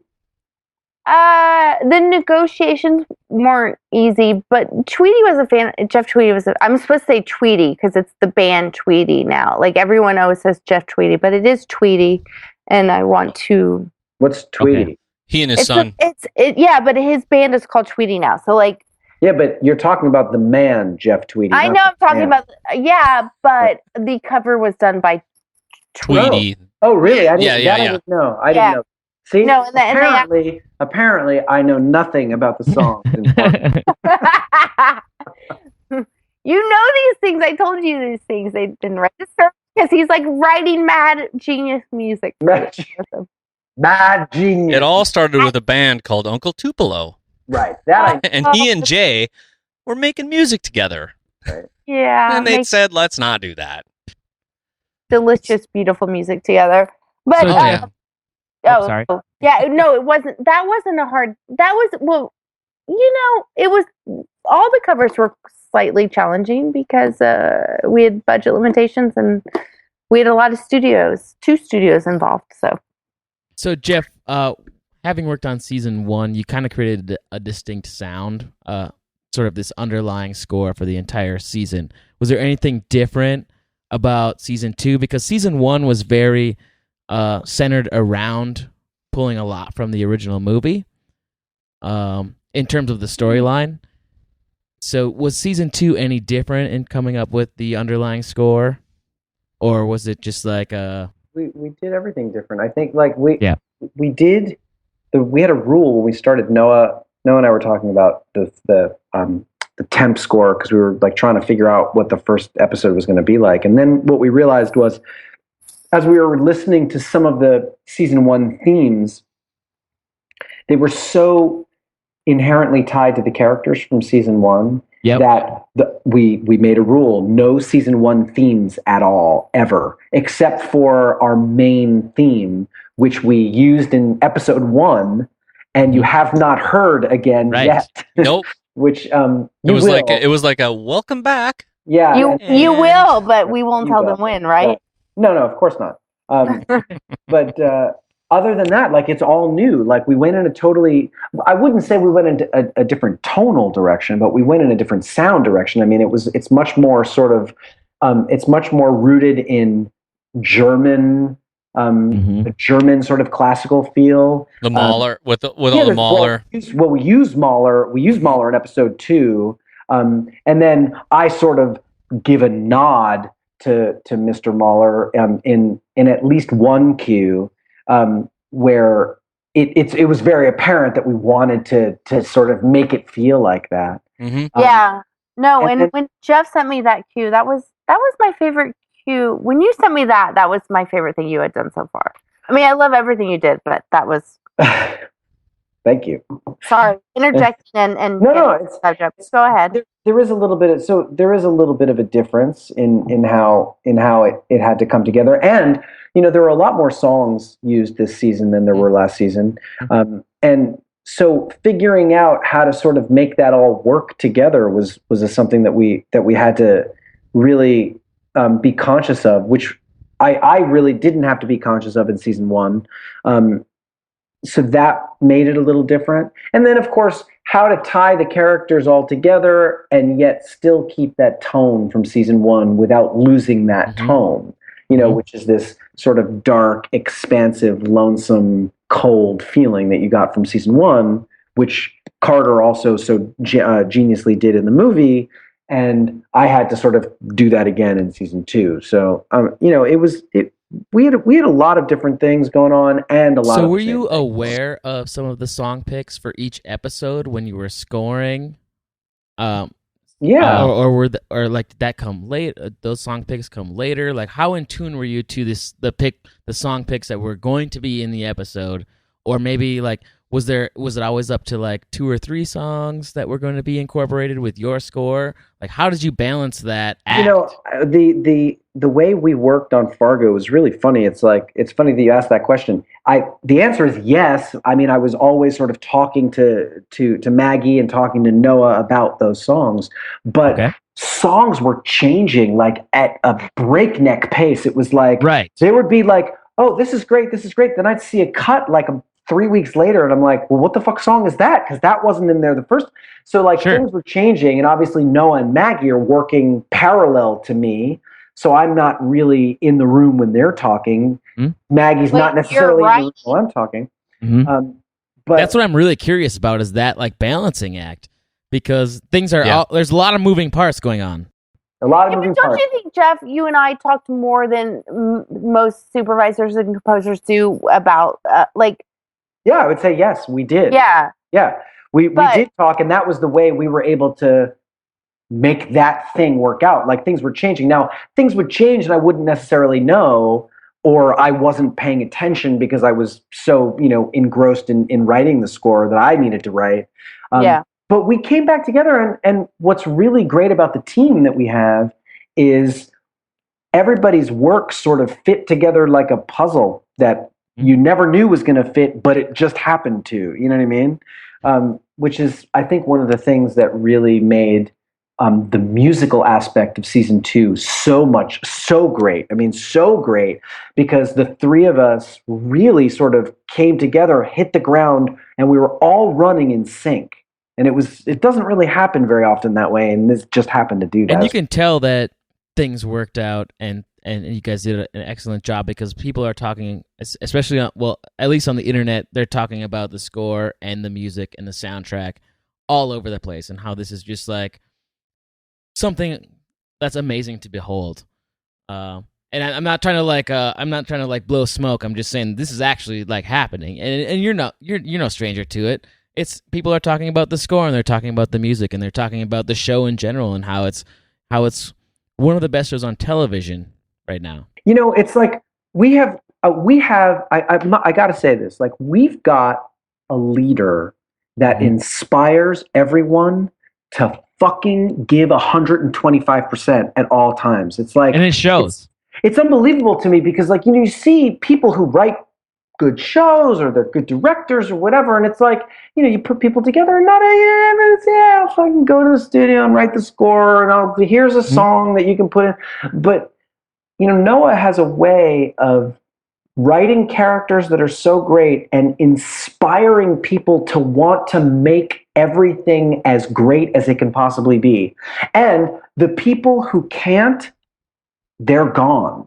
Yeah. I'm not kidding. Like, they get fired. They get fired. They're gone. Like if you're not up to the challenge and you can't really do it, then, and I'm not speaking poorly of anyone, because, there are people who are just not, they're just not in the mind space to give that much. And Jeff, I'm glad you bring that up, because we've been talking to some other people that have worked on the show, and they say, they basically reiterate the exact same thing you're saying, is that everybody is so proud to be working on the show, and that everybody's putting, like you said, 120% into it, and everybody feels like this is just one of the best things they've ever been a part of. I've compared it to, like, when you earn one of Charpie, you're a dropout. So, and Jeff, you as well. You might not relate, but Phil, Phil. I'm not a dropout, but I at least took 6.5 years to finish college. Okay. But wait. I'm not a dropout. I never went to college. Oh, there you go. That's not a dropout. I made a conscious choice. And then I talked about how you kill me at Words with Friends, and you're one of the smartest people I've ever met. But when you have a professor that is so brilliant and inspiring and just so excellent in everything he does, I always use that analogy, because it's like one of those professors that all you want to do is give them everything you have and try to live up to what they're doing every day. And does that make sense, Jeff? Like, I feel like he's one of those leaders. He leads by inspiring. I've worked with people who try to lead by instilling fear, or try to lead by anger, make sure you do it my way, or you know what I mean?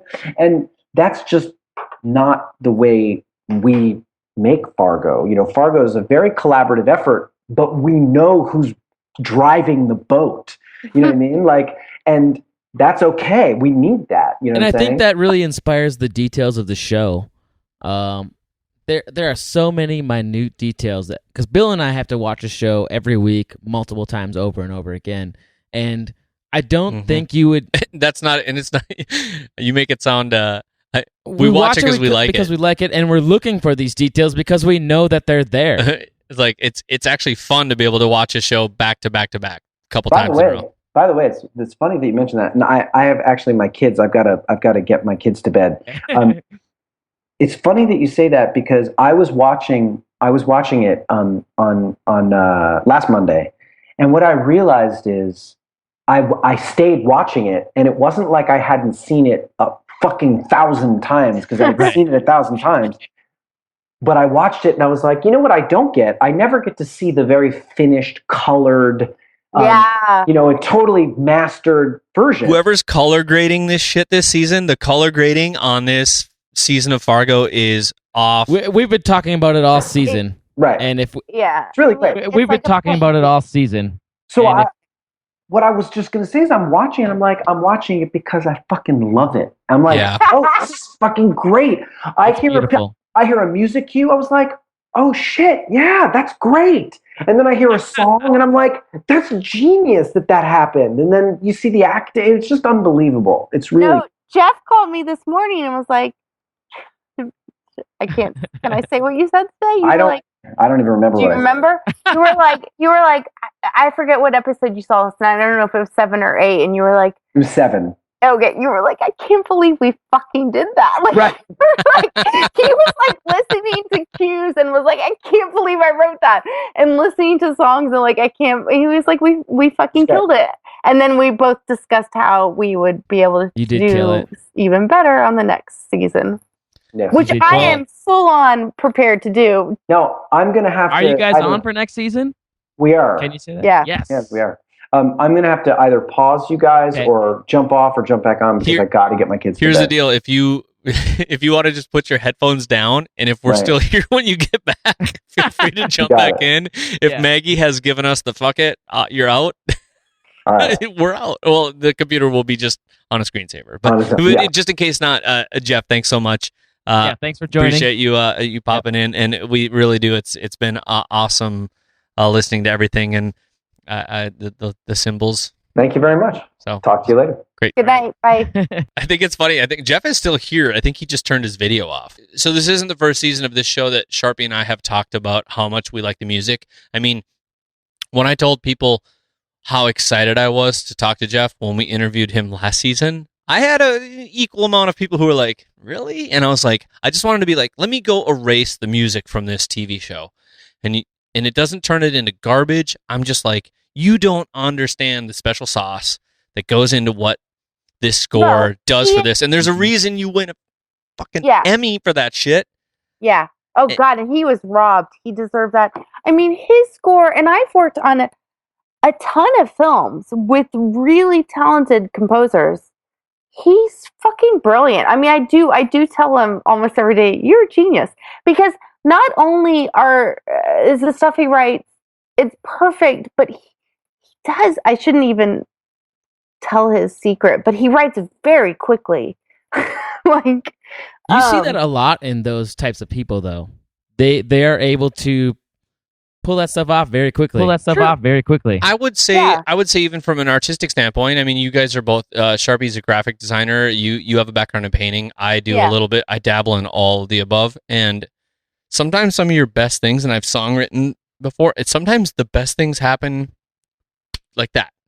Yeah, and you have to, but it's all the work that leads up to that moment. It's not that you wrote a song in 15 minutes. You wrote a song in 30 years in 15 minutes. Yeah, exactly. You spent 20 years training your hand. Exactly. Yes, exactly. It's the culmination of your like overall experience and what you bring to it. It's like we deal with that in the advertising industry sometimes. They're like, oh, that's an incredible idea, and if you kind of shit it out too fast, people will be like, well, I mean, like it only took you an hour, and you're like, no, it didn't. Took me 30 years and an hour. No, I mean, it's like the music. That's exactly it. Yeah, like the music, when I pitch for shows, it's, first of all, it's years and years and years of listening and research. But then even like to narrow down a playlist to 10 songs to send to a director, I'm listening to about 1,000 songs. I mean, Yeah, right. there's a lot that goes into all of that. And you make it look effortless, and that's your job.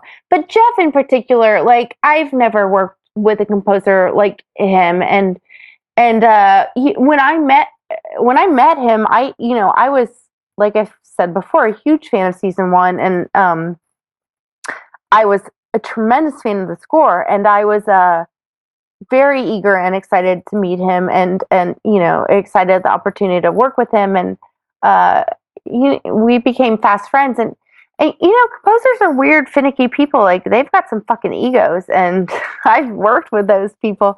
Jeff, on the other hand, while he does have an ego, he's the J is still on the screen.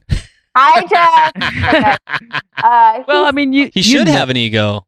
Yeah, with someone like that, you have an ego. But the guy can write, and he takes notes, and he's just a pleasure, a true pleasure to work with. And I pitch him for everything now because I want to continue working with him on everything I do.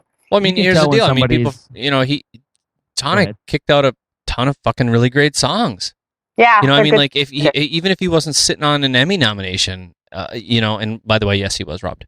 I don't watch the Emmys all the time, but I watched it because of Fargo.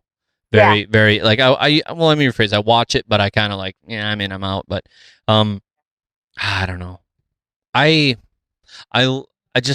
like the only word I can think of it. I like the touch he gives to it, like what he does, like his hand of that he decides to play. I think is really fantastic, and I'm what makes me want to look up who won because it just seems dumb. But I'm not trying to discredit anyone. I was very, very partial to Fargo in the 2014 Emmys, and on top of that, they got nominated for all those things, and then on top of that, we had to wait so long for them to get nominated. For the new season, so it just makes it even more. Oh, I didn't know that was. Jeff. Sorry, I work with someone named John.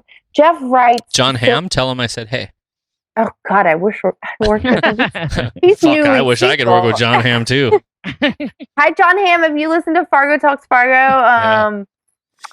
He does. Pretty much guarantee you he doesn't. Oh, he does? No. He does not. He does not listen. John, big fan. John Hamm's not even on Twitter. And why would John Hamm listen to a podcast? But he listens. But Maggie, I'm single and ready to mingle with God. John Hamm. I'd leave my wife for John Hamm. Wait, what did I miss? Oh, we didn't think you were gonna come back. Oh, I'll get back. No, I know that this is an entertainment show. A show about entertainment. Yeah. But bad things have been happening in the world lately. Yesterday was one of them. Mm-hmm. Oh, wow. You gonna go there? Well, I kind of feel like it's one thing to have it be fictional. You know what I mean? It's one thing that, violence is fictional, and, it's like certainly for us in our show, there's an absurdity to the type of violence that we have in our show. It's like, it's so over the top that you're obviously like, this is absurd, which is kind of what makes it funny. And at least sort of not necessarily funny, but comical in nature, right? Well, it's so stylistic. It's so... Yeah. Yeah, you get distance from it. It's not real. Okay, yeah. But after what happened yesterday in California, and obviously in Paris 3 weeks ago, and just everything that's going on, I just needed to sort of just say out loud, like, life is very short. Life is fleeting and fragile, and I think people just need to think about other people, like really have empathy. And, one of the things I truly believe about our show, and it's a testament to Noah's writing, is that he writes characters that even at their worst are usually empathetic. I'm trying desperately to tie together my. I don't know how you can. Wanting to talk about like the things that have been happening in the world and how important it is that we do something to fix it. I don't know what that thing is. I don't know if there's anything that can be done to fix obviously broken people who are just violent in that way. But I can't believe you're going here. I don't know. But I feel like it's important to talk about. Like, no, I agree. I'm impressed that you're bringing it up. I think I don't know if you could tie it together. I think what Noah does so well when he writes these characters is they are they all have a level of humanity and vulnerability. Right. We can all relate to them. That's what I'm talking about. And that makes them accessible even when they're doing evil things. Even Mike Milligan, like we can relate to him, and you will, especially in episode 10, I think. But then let's jump off that and talk about Bo King for a second, who is an absolutely fantastic actor who basically steals the whole fucking show. The guy. Oh, there's other. Don't say that. No, he does.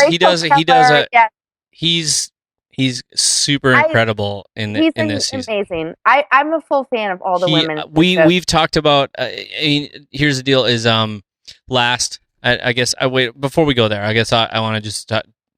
I'm trying to decide how to like answer Jeff's thing with I agree. Here's my I agree, Jeff, and here's how I'm going to tie it to the show and how I can leave this in is that I had a comment. And I did get an email from somebody who listened to our podcast because a couple, like a week or was it two? I forget because we record 2 podcast episodes for every episode of Fargo. Right. One's a quick take, one's a recap. But I had come to the conclusion in the episode with Betsy and all the pancakes and all that I said Betsy is the heart of a whole bunch of things because she's better than a lot of us. She's smarter than a lot of us. Fuck, she's smarter than Lou. She's everything. So I guess my thing would be is that, yes, there's a lot of violence on the show. Yes, it's incredibly stylized. And it's this, Charpie and I talked about the flip. I called it a flipping coin of light and dark constantly between Dodd, and yet there's this, like Charpie brought up, it's almost like a baby in a high chair when she's stabbing him and then trying to simultaneously feed him beans, which is why Peggy would make a horrible mother. And but all this said, I mean, we're talking about fiction and the fact that we're all smart people and we know the difference, and the world is we're on a crazy spin right now. But as a character in this show that I think is like.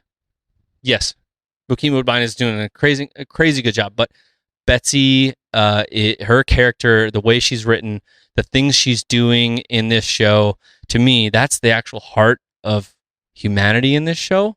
And she, like I said already, she's smarter than almost all of us. She's all these things. She has a grace and a knowledge that's probably beyond my understanding, is the way I see it. And I think that you need look no further than characters like that for what will make this place better, because she talked about at the police station a couple episodes ago about pulling boys back from war, getting people with heartfelt feelings involved about how to just like earn trust and respect for each other without having to like mow people down. And so and that's how I'm trying to bring it back to Fargo. And let's tie it back even to music. What you'll end up seeing, which you haven't seen yet, is probably the most emotional music that I've written for season 2 is for her character. That's not to give away anything because I'm no. But there's a piece of music that I was tasked to write for her, which I had to go back and redo a few times because it's a very delicate balance with her, because what you're saying, I think, is right. She's the heart of the entire season. Yep. It's not like Lou is the heart of the entire season. He's sort of the driving force behind everything, but she has that heart and soul that you can't really equate with season 1, nope, other than to equate it with Molly.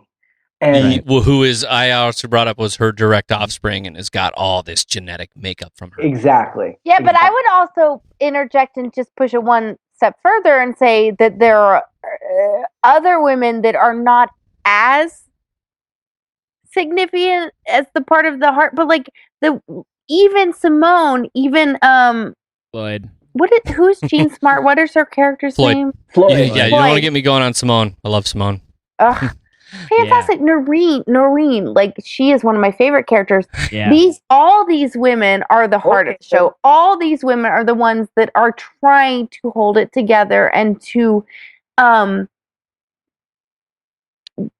save For sure. There's all definitely the a female. that There's men definitely have. a female backbone to the show. I've been lobbying Noah to make season 3 about Noreen. That's Oh what God! Holy shit! If you did that, my friend Lindsay literally tweeted that the whole next season should be about Noreen because he equated her kind of somewhat jokingly, but in an honest way. Because I had a chat with him in a bar about Noreen, that she's a little bit like Lydia from Beetlejuice. Yes. And Yes. but the thing is that we Charpie and I asked a couple episodes ago when we had her with this whole like with the Sisyphus thing, we were like, what is going on with her? And then when we found out she's an emancipated teen, I was immediately like, okay, I need to know the backstory to that. Right. Like Yeah, like in no, the late was 70s, an emancipated teen, what the fuck? But Maggie, you're right. There's a lot of like strong support for all sorts of this. I just think Betsy's this really quiet story that is not as like Betsy's the top of the heap. But I don't know what to talk about Peggy with that though. Peggy's a fucking you can't pick. You don't know. Okay, let's just say this. I said after she stabbed Dodd, and then he's like, "Hey, hon, you got to quit stabbing her." I said on our last episode, I was like, she's gonna load the kids in the car, sadly, and just drive them into the river with her, which is, why maybe they don't. She and Ed don't have kids, but Yeah. Well, I don't know. she's self-actualizing, or it's the most lucid breakdown I've ever watched on television. Yeah. She's watching it happen and is cool. But yeah. I don't know where this was going. Was it 7? No, it was the beginning of. Oh, We're talking about the magazine scene with the. No. So wait, 8 has already aired, right? I was gonna say you guys have to be so fucked up Monday. because you've seen I'm it. only on 5 right now. I have to say I've only. But Eight aired on Monday. Okay, so was it 8 that began with her sitting in the basement with the dude from? Okay, which is why I said it's the most lucid breakdown you've ever had. Though I mean, she's not so fucking insane. Yes. But the crazy part is that they're not having their conversation isn't. It's about things you would talk to your friends about. Yeah. And she's having it while she stares They at. communicate. They're intimate. It's yeah. No, it's amazing. It was her best episode in Charpie and I's opinion last week. Actually, so it was the best episode this season. I at our last podcast said I wasn't positive yet, but sometimes I need space between episodes. When we watch every episode 2 to 3 times easy, sometimes when I do that, like in succession, like 1 day, 2 days, 3 days, I watch them 3 times sometimes. I just gotta say, you guys are gonna freak out for season 3. So whatever it's worth, Jeff. I was sitting. I told Maggie earlier, and I'm okay because it's gonna happen on the podcast. I got a call, and I'm like, who the fuck is calling me from Calgary? And I'm like, it's Lou. Nope. It was Justin, the prop master. Oh, nice. Apparently they sold all the props from season 2 on eBay. Really? Yeah. What? Dang it! That's what I heard. Some crazy. I don't know. I don't know if that. Well, we'll find out. I'm not going to ask. We'll find out later. Jeff and I, we got to visit. We visited the set in Calgary. We got to see Peggy and Ed's house, the shag carpet. Do you remember going into that? Yes, I remember that making me feel like I was in my grandmother's house, and it made me very weird. Do you still have like the inlet, like shag carpet? Yeah. Sort of like inset living room. Sunken living room. Sunken, yeah. And oh, that was a fun room to get into. And then also the Gerhardt's house we got to. Right. Oh, nice. There is stuff, you guys, that is in this season that even more so than last season, which is hilarious to me. That even going back in time. So I mean, somebody like Maggie and I were 3 years old in this Fargo time universe, and yet I see so many things that just make me go, "Oh, I know that."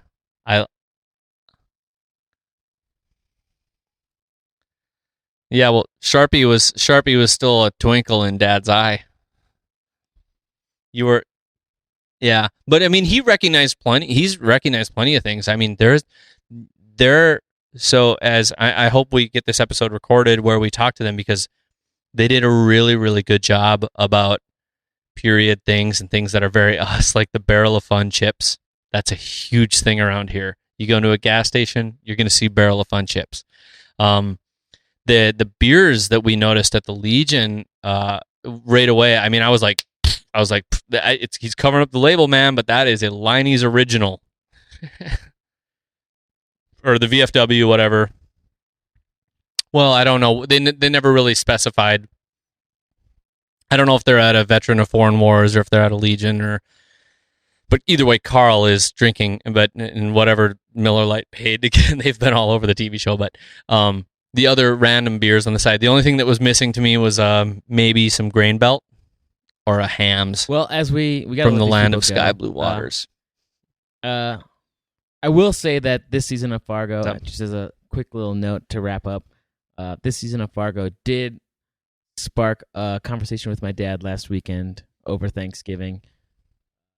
My dad is a Vietnam veteran, swiftboat operator, and we've never talked about it. And specifically because of the show Fargo, I started asking him questions. It was the first time he opened up about it ever in my life. Wow.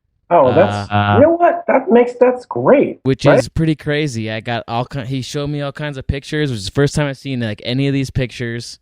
Yeah. Yeah, and you sent me some clippings. Charpie sent me some clippings from yeah, because Lou was talking about being a swiftboat or from the military newspaper articles or something in Vietnam, and I was like, I think that's what my dad was, and I was always too afraid to ask him. So it wasn't until the show came out that I was like, all right, I better now's the time. So over Thanksgiving, I asked him, and he was like, opened up about it, which is the first time ever after 32 years of my life. So yeah, that was pretty fun. Not fun, but yeah. No, that's great. That's interesting. Yeah. And that leads me back to, we never addressed the whole how we solve the world's problem about we don't gun laws and right. We don't. No, we don't. There's no solving the problem. No, I'm making light of a very serious situation, obviously. Yeah. But we didn't talk about that. I led you away from that. Well, that's why that's actually exactly why I brought up Peggy, though. Right. Is that I still think you that's... mean Betsy? Sorry. Oh, God, yeah, thank you. Betsy. These are all empty. I thought those were Cokes. No, those were... but yes, it is really Betsy. It's... I mean, for real, last season, loved everything about it. When Betsy and Carl hugged, I was like... I'm a softie, man. It's like when I have a moment, like a Field of Dreams, hey Dad, you want to have a catch moment watching a TV show like Fargo? I'm like, fuck, what just happened to me? And I just wanted to, I don't know who I wanted to hug more, Betsy or Carl. No, or both. I just bring it in, guys. Bring it in. We've been in the editing room. I've been in tears in the editing room watching those episodes and looking at Jeff like, what the fuck just happened? I mean, is that what you say, Jeff? No, what I was going to say is when I saw Field of Dreams, I was just a puddle of tears. Oh, God, right? That scene, though, right? Oh, my God. You want to have a catch? Was that crying in baseball? No, that's Tom Hanks. God damn you, you young motherfucker. Oh, yeah, okay. It is time for me to call it a night. Yes, so we want to thank Jeff. Thank you for joining. Yeah, thank you. At Maggie's request. we just I feel like this is the closest we're going to come to accosting somebody via Skype. And well, I just Jeff, just so you know, I was like, hey, Jeff's IMing me. She was like, Adam. I'm like, okay. that was the first time I have ever clicked on Jeff since last season when we interviewed him. Right. I quietly just leave Jeff alone.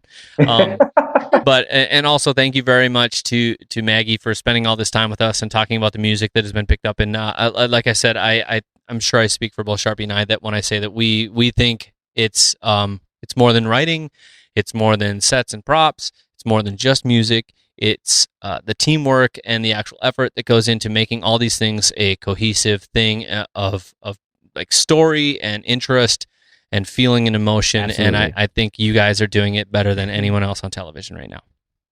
Thank you very Thank much. you. Yeah. I appreciate that. Thanks for your time, Very much. guys. Thank So thank you so much for joining us, and we'll cut this into 2 episodes because we've been recording I had for fun. like It was 8 so nice to hours. meet you No, I'm just kidding. guys. We'll see you next season. Well, Yeah. no, Jeff. We'll see you. What day?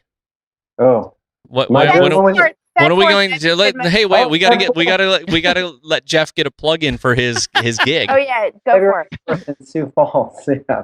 I'm not joking. We're Charpie. When are you coming up? Maggie, do you want to meet us there? Somebody Right send there. me an email, and I'll make sure that you guys are have a ticket or whatever. Yeah, no, for real. Okay. I'll go down. Charpie will Yeah, drive I'll be over. there. We'll make it work. I'll arrange it. I supervise shit. Okay. You know what? Here's what Maggie will do. She'll get us in for free. Nice. In terms of the show, we'll see you guys next season. Okay. Yes, Bye. absolutely.